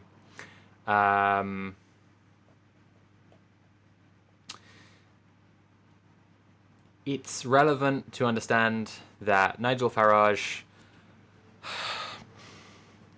after being obviously corrupt and a massive racist and a crime guy this whole time, and being given easy, gentle interviews by the media for his entire career, he's done another crime guy thing, and now suddenly it's a problem. And I'm phrasing it that way because the media could have been this hostile to him the entire time, you know, and could have stopped him from getting all the power that he's gotten this entire time. Yeah, and it's just like, he's not Trump, you know, like he doesn't actually have the same kind of sway. It's the media who control British politics in and out. And yeah, now that they've decided that they're done with him, because I think they're genuinely quite concerned about the collapse of the two-party system, because the media working in tandem with the two-party system exerts unbelievable political control of the UK. And the Conservatives collapsing and Reform coming in their place, that was like, okay, we're moving everything to the right, because that's the trend of things. But then the Greens started getting popular, and it became obvious that actually it's just the two-party system completely collapsing on both sides. And that the media can't abide at all. So they're putting Nigel Farage back in his box, and Labour can go to the left and try to, you know, stop Green getting any more popular. Yeah. So that's why it's happening, and the reason that there's a by-election is that Farage stepped down and said he would go and get himself re-elected to just prove that he has a popular mandate, and it's just gross and a waste of everyone's time. All right, let's talk about Rupert Lowe and Restore with another Helen Lewis piece. Americans have two stereotypes of Britain. The first is the cozy parochial world portrayed in the country's biggest cultural exports, the soggy bottoms of the Great British Baking Show and the boarding school backdrop of Harry Potter, the aristocratic deference valorized by Downton Abbey. The second, now promoted by a zillion MAGA podcasts, is a post-apocalyptic hellscape of sclerotic socialism, repressed speech, and rampaging Muslims. I don't think those are the two stereotypes the Americans have of Britons, but go off, Helen, sure, why not? Rupert Lowe, the leader of the British far-right party Restore, has pulled off a neat trick. He sounds like an emissary from the first Briton, thanks to his refined accent and his taste for anecdotes about shooting pheasants. But he understands what the modern American right wants to hear, that the second Briton exists, and only Donald Trump is preventing the United States from heading in the same direction. Indeed, cranks and conspiracists on the American and British hard right now exist in happy symbiosis. In their ecosystem, Lowe fills a crucial niche. A guy with a posh voice who validates all their prejudices. He recently appeared on the Joe Rogan Experience to, among other things, push the claim that gangs of Muslim men had raped 250,000 white girls in Britain. This allegation is his entry ticket to the American podcast circuit. It arises from Lowe's crowd-funded investigation of grooming gangs, a real and troubling phenomenon of the past few decades in several English towns where men colluded with one another to recruit girls and women to sexually abuse. Quaffed Delicates, thank you so much for the £26.47 donation. No message. We're nearly at £300 now, by the way, which is pretty cool. It would be nice to get past 300 at least.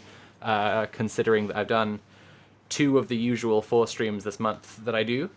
But also just generally, any money that you can spare. I repeat again, I am quite poor.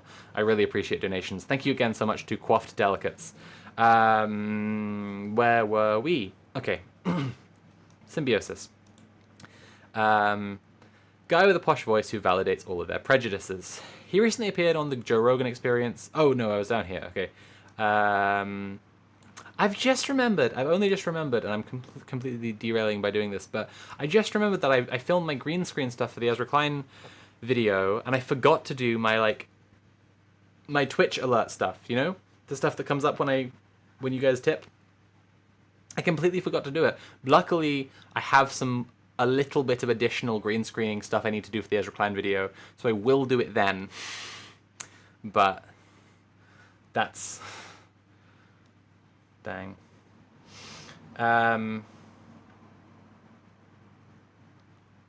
Lil Toasty X says, I saw a blazed Tumblr post about that crackpot theory. What's the crackpot theory? I don't particularly understand. Here we go. Abuse. Early evidence suggests that, although the majority of perpetrators in these cases are white, British Pakistani men are overrepresented.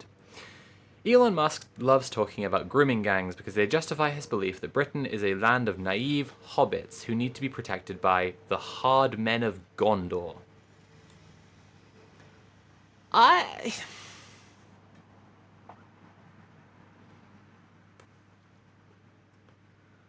Rupert Lowe, presumably, is one of those hard men. Lowe warmed up for his star turn on Rogan by appearing on PBD, hosted by the Trump fan Patrick Bet-David, and Dark Horse, hosted by the former professors Brett Weinstein and Heather Heying. Oh, you saw a blazed Tumblr post about the far-right grooming gangs conspiracy theory shit. Okay. Yeah, I mean, yeah, here it is just very, yeah, it is an incredibly common far-right talking point.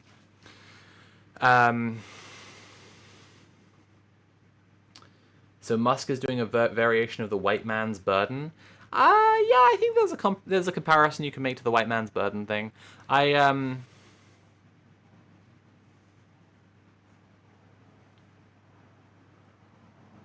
Yeah, I guess so. I'm going to push through this one because I kind of want to get to the end of it.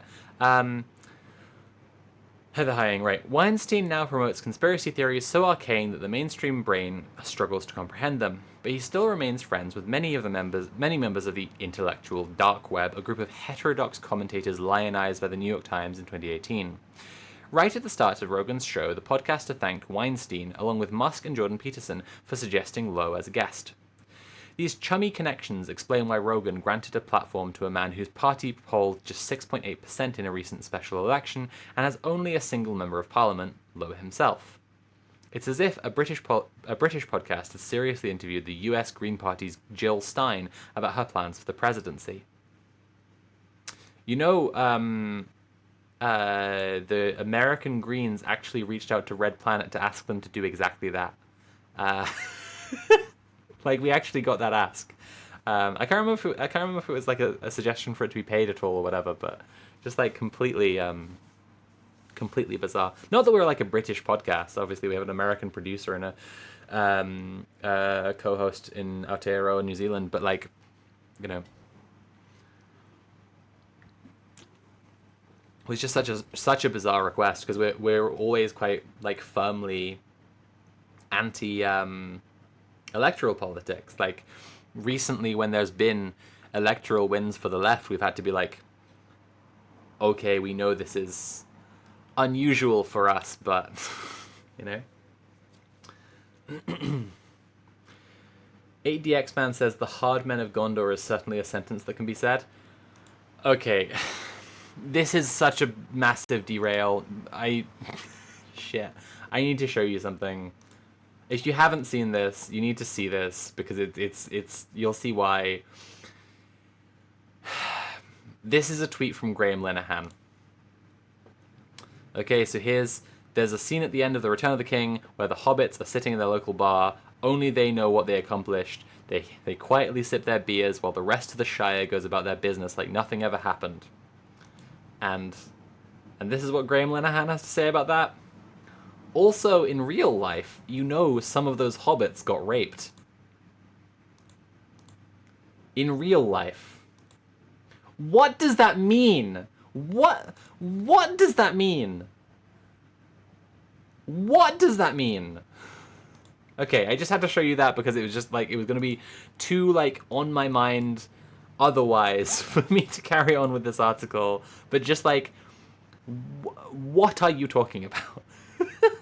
Like,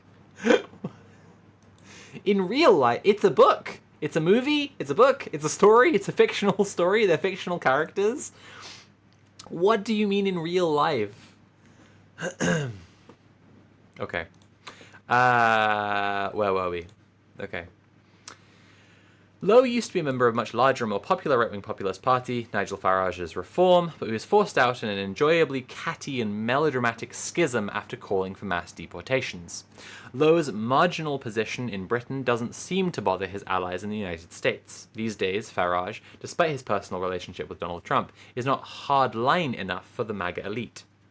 They much prefer Lowe, who recently described part of the city of Manchester in northern England as a third world shithole, and has promised that under a Restore Britain government, all immigration from Pakistan into our country will end. Sorry, so not to overly agree with Helen Lewis, but something that she pointed out here is pertinent. That thing about that Rupert Lowe has a place in this in the world of American podcasts, right? Lowe fills a crucial niche, a guy with a posh voice who validates all their prejudices.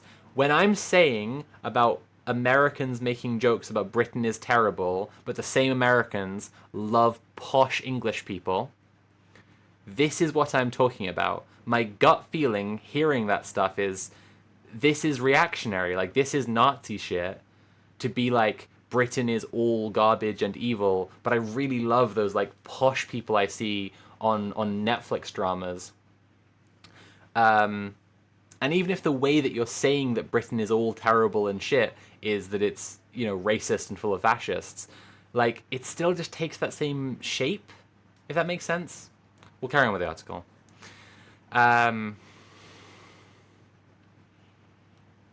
Rogan is a self-declared conspiracy theorist, and one of the reasons he has moved so sharply rightward in recent years is that American conservatism has become a reliable, prolific generator of conspiracy theories. Thanks to Trump's influence, anyone who might have acted as a gatekeeper or guardian of reality has folded in the face of grassroots pressure to endorse a demon-haunted world of celebrity pedophiles and assassination cover-ups. The audience demands to have its suspicions upheld. Witness the awful spectacle of Kash Patel and Dan Bongino trying and failing to convince MAGA influencers that now they'd looked at the Epstein files, they'd realized they were no big deal. Knowing Rogan's attraction to the idea of numinous forces controlling the world, Lowe duly played him like a fiddle. He alluded darkly to the World Economic Forum and the the elite Bilderberg group for reasons that did not need to be explained because it was assumed that the audience already understood. Also, did Rogan know that the departing British Prime Minister Keir Starmer was a member of the Fabian Society? Of course Rogan did not, because why would he? The Fabian Society is a gradualist socialist think tank founded in 1884 by, among others, a veteran playwright. It was named after the Roman general Quintus Fabius, whose nickname was the Delayer, to emphasize that it was not a revolutionary organization. Nevertheless, Lowe represented the Fabians as a deeply sinister fifth column because their logo was once a wolf in sheep's clothing. Rogan asked his producer Jamie to pull up the logo, and the two men marveled at it, as though they were looking at a signed confession from Lord Voldemort himself. She's really leaning on the Harry Potter shit here to remind you she's a TERF. Like, just, it's really important that you remember she's a TERF, so she needs, like, to point out, to, like, bring up Harry Potter as often as possible. This is the conspiracist mindset in its full glory. They put their evil plan right there on the logo. That just shows how crafty they are. Interview podcasts are where fact-checking goes to die. At one point, Lowe and Rogan joked about the hoary aphorism that says anyone who isn't a liberal at 25 has no heart, but anyone who isn't a conservative by 35 has no head. Wasn't this something Winston Churchill had said, they wondered? Producer Jamie was dispatched to look this up, and the VAR judgment came back positive. Except the International Churchill Society has no record of the British leader ever saying this. This relaxed attitude toward the facts allows Lowe to go on MAGA podcasts and offer a distorted vision of British public opinion, presenting himself as a persecuted truth-teller who is simply saying what everyone is thinking. He pandered to Rogan's well-established love of hunting by claiming that his own freedom to bear arms was curtailed because Britain had banned handguns after one murder, an odd way to refer to the massacre of 16 children and their teacher at a school in Dunblane, Scotland. Since that incident in 1996, the United States has more than 1,500 school shootings. Britain has had 0. There is absolutely no wellspring of untapped energy in the country in favour of relaxing gun laws. Lowe was offering pure America bait. The most serious failure of fact-checking, however, came when the discussion turned to the report from Lowe's grooming gang inquiry, which he has promoted as the antidote to the liberal elite's refusal to take the issue seriously. The document claims that 250,000 young white girls have been subjected to repeated rape, gang rape, trafficking, torture, pregnancy, forced Islamic conversion, and lifelong trauma in recent years. Even Rogan found this figure implausible. "The number, I want you to say it because it sounds so crazy," he told Lowe. If I say it, people, it's going to sound wrong. Imagine a claim so outrageous that even Joe Rogan is nervous about repeating it. Appropriately nervous, as it happens. The 250,000 figure comes from taking the estimated prevalence of sexual grooming in Rotherham, one of the worst affected towns, and extrapolating that across all of Britain. That reasoning is obviously flawed. The report assumes that similar gangs are operating on the same scale everywhere, even in places where no such activity has ever surfaced. The real number of victims is unknown. Nevertheless, Lowe told Rogan that a minimum of 250,000 rapes was an incredibly conservative estimate. Musk has gone further and promoted posts claiming that there were 1 million victims, based on an unsourced figure by a single politician a decade ago. The existence of what experts call group-based sexual exploitation, wherein men band together to recruit and control victims, is not a conspiracy. I know this is like hyper-pedantic, but it's not a conspiracy theory. It is literally a conspiracy. Successive legal cases have demonstrated that in several towns across England, these gangs were disproportionately led by men of South Asian origin, and that police and local authorities were wary of publicising this fact and of moving aggressively to smash the gangs for fear of stoking racial tension. In 3 high-profile cases that resulted in criminal convictions in Rotherham, Rochdale, and Telford, the majority of men involved were South Asian. White grooming gangs also exist, such as the ones in the rural county of Cornwall and in Glasgow, Scotland. However, it's also true that the British far right, which is not normally noted for its ardent feminism, has latched onto this issue to press for mass deportations and make the broader case against any Muslim or non-white immigration to Europe at all. During Lowe's appearance on the Joe Rogan Experience, he frequently referred to America and Britain's shared Anglo-Saxon culture. Lowe is convinced that mainstream news outlets are ignoring his inquiry because of political correctness. The real reason is that his report is an unfocused jumble of personal testimony, with no evident attempt to corroborate the lurid and sometimes unbelievable accusations made by anonymous sources. In one case, a witness known as Kate reported that her captors had filmed her being raped by a dog, an extraordinary allegation. When a New York Times opinion columnist made a similar accusation against Israeli prison guards, American conservatives were openly skeptical.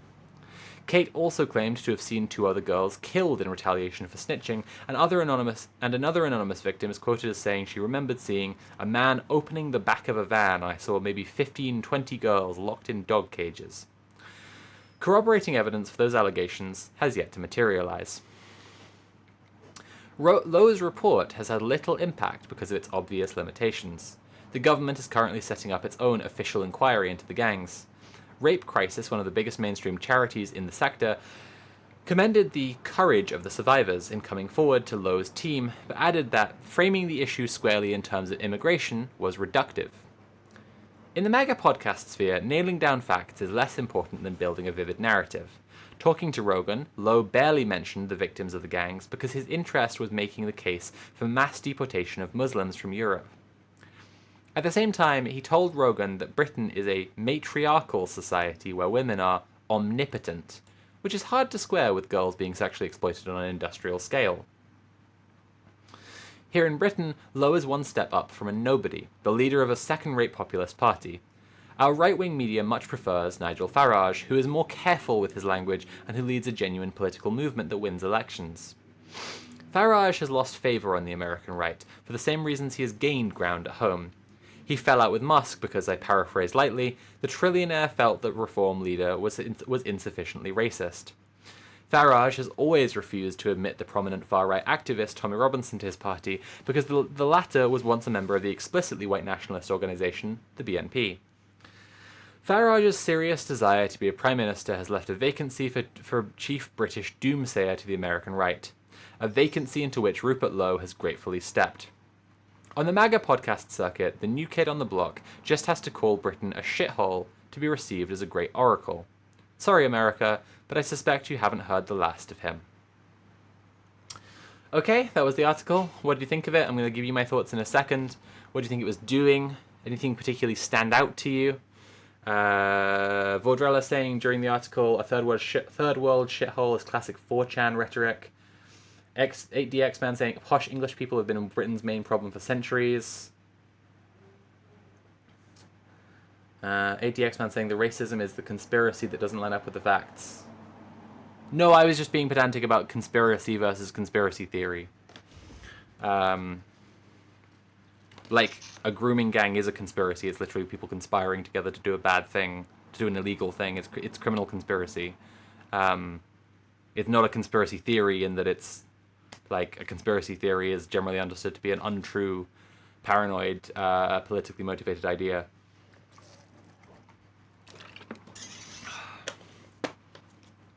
So there were a few things I wanted to like kind of read through that and get to the end of that one because I wanted to give the full effect of that article and then pick back over it a little bit. I'm going to close some tabs because I know that I want to not bother with that one. Okay. I'm on the fence about whether to do the other article I have. It's not Britpol. It's not Britslop. It's an American thing. I'll let you know now. I am quite tired.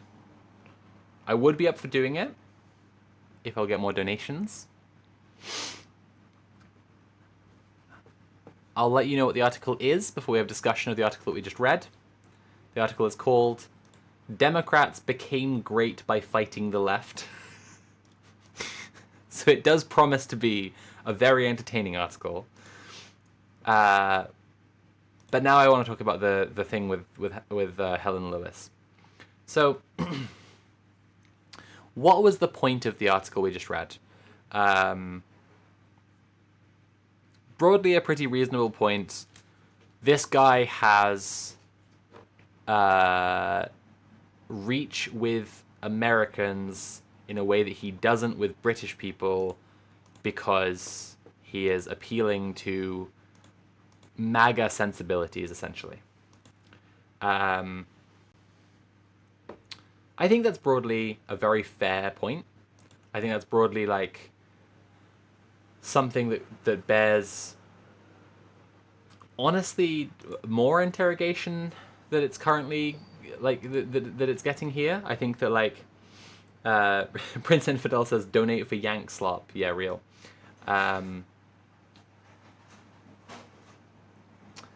Lil Toast DX says, I just can never shake how titillated they are by the spectre of all that sexual violence. I think that Ian Danskin from Innuendo Studios did a piece about cucks a while ago that was quite pertinent and like really got to the core of like why like the racial animus that's going on when people use the insult cuck, and how like racially charged that shit is, because it is actually considered the default in the cultural imagination of that stuff for it to be a white couple and a black man fucking a white woman. And that's because there's something going on there about like the perceived like animal nature of racialized men, basically. There is a racist assumption underpinning the whole thing, and it's actually incredibly racially charged. And the fact that the right wing started calling everyone cucks, it's because they, it's because they have this idea that like, yeah, like precious white women are getting raped, basically. And I think that's like, that is something I wanted to circle back around on from this article. She said, let me find it. So she said, also true, the British far right, not normally noted for its ardent feminism, has latched onto this issue. And sure, the rest of the sentence is to press for mass deportations, etc. Like, she gets that, like, because it's the racism that's important to them. But I think it's really worth looking at that for longer, especially when the writer here is a TERF. Like, sorry, it just is true. Like, because, like, the defense of precious, innocent women is an idea that's, like, highly reactionary. Like, feminism seeks to empower women. Like, seeks to have women be able to protect themselves. Like, seeks to have, a society where women are more equal. And safety is this, like, specific idea, like, people being safe, and especially, like, women being safe from sexual violence, is a core idea to feminism. Because the default state under patriarchy is that women are, like, just have no right or recourse to defend themselves from sexual violence. But, like, yeah, actually, this is perfect. Little Toasty X there saying,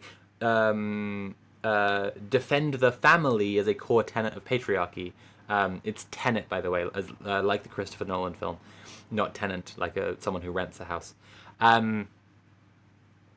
Defend the family is a core tenet of patriarchy. Well, let's go further, right? Like, defend women is a core tenet of patriarchy as well, because, like, it's like Nat always says this. It's like an insurance racket, like a shakedown, right? Like, nice place you got here, kind of thing. A core idea of women under patriarchy is they are precious and protected, and therefore they are property. Right, to be a woman under patriarchy, implicitly a white woman, right? Because white people, because white supremacy and patriarchy, like, are just historically this intertwined force, and the right to comfort is this overstated version of a right to safety, that's core to white supremacy, right? Like, the right for your space to be somewhere where you feel comfortable all the time, and your space, is all of society, is the whole world, basically. And that's what has made, has given rise to TERFism, is this, like, the right to comfort thing. But I was saying about this sort of shakedown protection racket logic of patriarchy. The logic is that there are scary, terrible, violent men in the world who will harm pure, innocent, feeble, childlike women. And the only way for those women to be protected is if there are other scary, violent men who are willing to fight the scary, violent men and defend the women.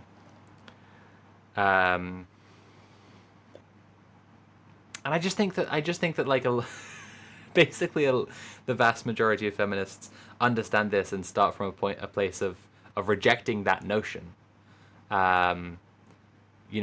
It's the reason that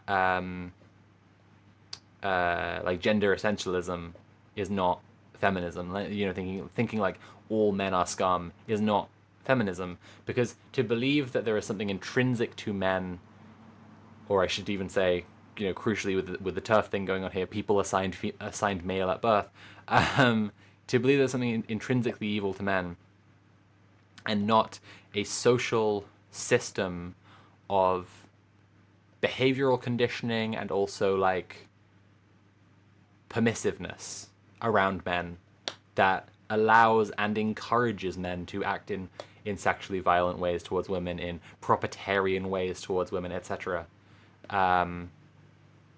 Yeah, like to think that it's something like ontological, something existential, intrinsic.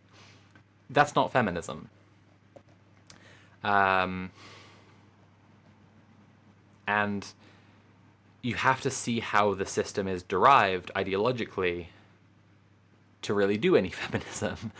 And one of the fundamental starting points then is to see that the idea of like defend women, you know, protect women, defend women, that's patriarchy. That's how patriarchy is constructed. It's one of the many reasons I hate, like I've been bothered by protect the dolls coming out as this popular thing. Any individual person I see them, you know, wearing the shirt or whatever, I'm like, that's great. Like I'm glad to see that that person is highlighting the need in particular to keep trans women safe, and highlighting the, like, recognizing that trans misogyny is the, you know, the deadliest and most prevalent and prominent form of transphobia is trans misogyny. But we're just bringing in trans patriarchy here. We're just folding trans women into existing cis heteropatriarchy. And on the one hand, yes and thanks. Like, yes, please do in fact protect me from like horrible trans misogynistic violence. And on the other hand, patriarchy does not protect me from horrible trans misogynistic violence. It's patriarchal lines of logic and behavior and social formations that enact horrible trans misogynistic violence from every, you know, on every level.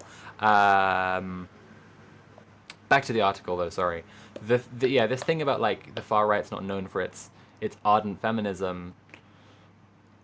I don't want to seem nitpicky here, but I think that to spend so long talking over the grooming gangs thing in particular, and also like she does see that like this guy is marketing a very American brand of conservatism to Americans, and it's for Americans. I wish firstly that she could see that way more of the British right wing is doing that these days, and that like they're not as popular as they appear, and that like, yeah. But secondly, when we've talked for so long about grooming gangs and this particular far right focus, I think it would be really, you know, it would be almost just due diligence to point out here that like it's an underpinning reactionary idea, you know? It's not actually feminism.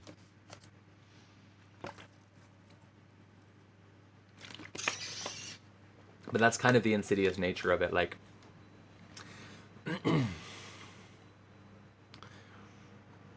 most groups of people can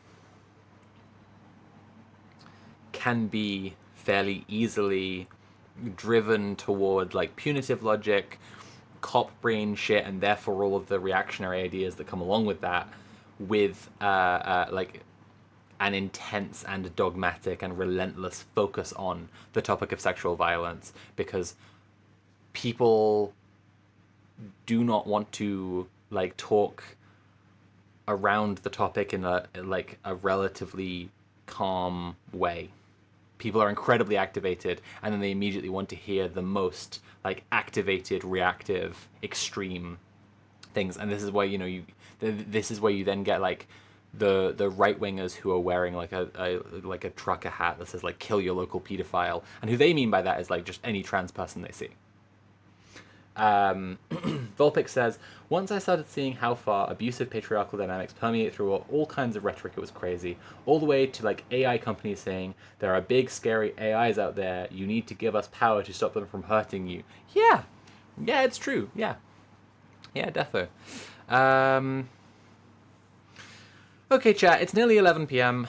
I haven't had dinner, and there haven't been any more donors, and I'm going to wrap things up. Oh god, I'm gonna have to download the like 4 separate VODs that this stream is gonna break into, and then stitch them together and export them. Okay. Thank you so much for hanging out. I'm gonna figure out who to raid into next. Last call to pay for the stream. If you've been enjoying the stream, you can subscribe or cheer or donate directly using command tip, and you can always go to my Patreon, which is patreon.com/SophieFromMars, and support me there. And it's really super helpful to me when people support me on Patreon, because it increases my monthly main income, which, you know, makes me just a lot more secure. Actually, it's really good. I don't want to say anything else about this. Yeah, just agreeing with Volpix's point. Yeah, just like it really does permeate absolutely everywhere. There's this like super innocent group, and we have to protect them.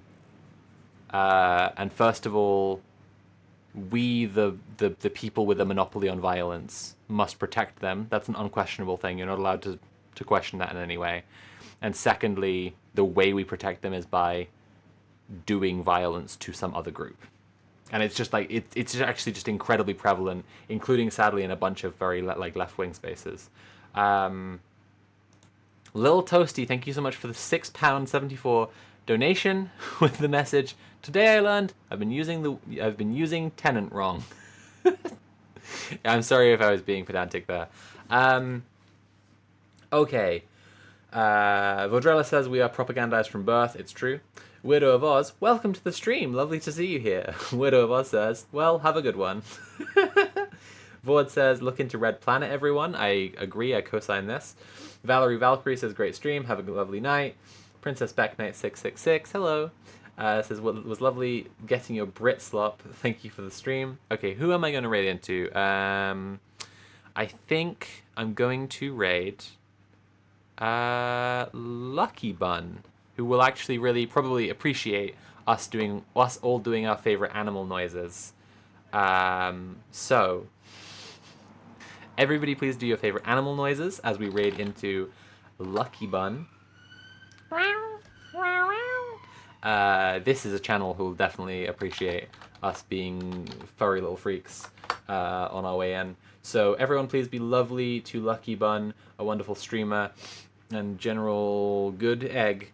And remember to check out all my links, which you can find at linktree.ee/SophieFromMars, and in particular my Patreon, because there's going to be new, very good videos up there soon. Okay, let me see your favorite animal noises.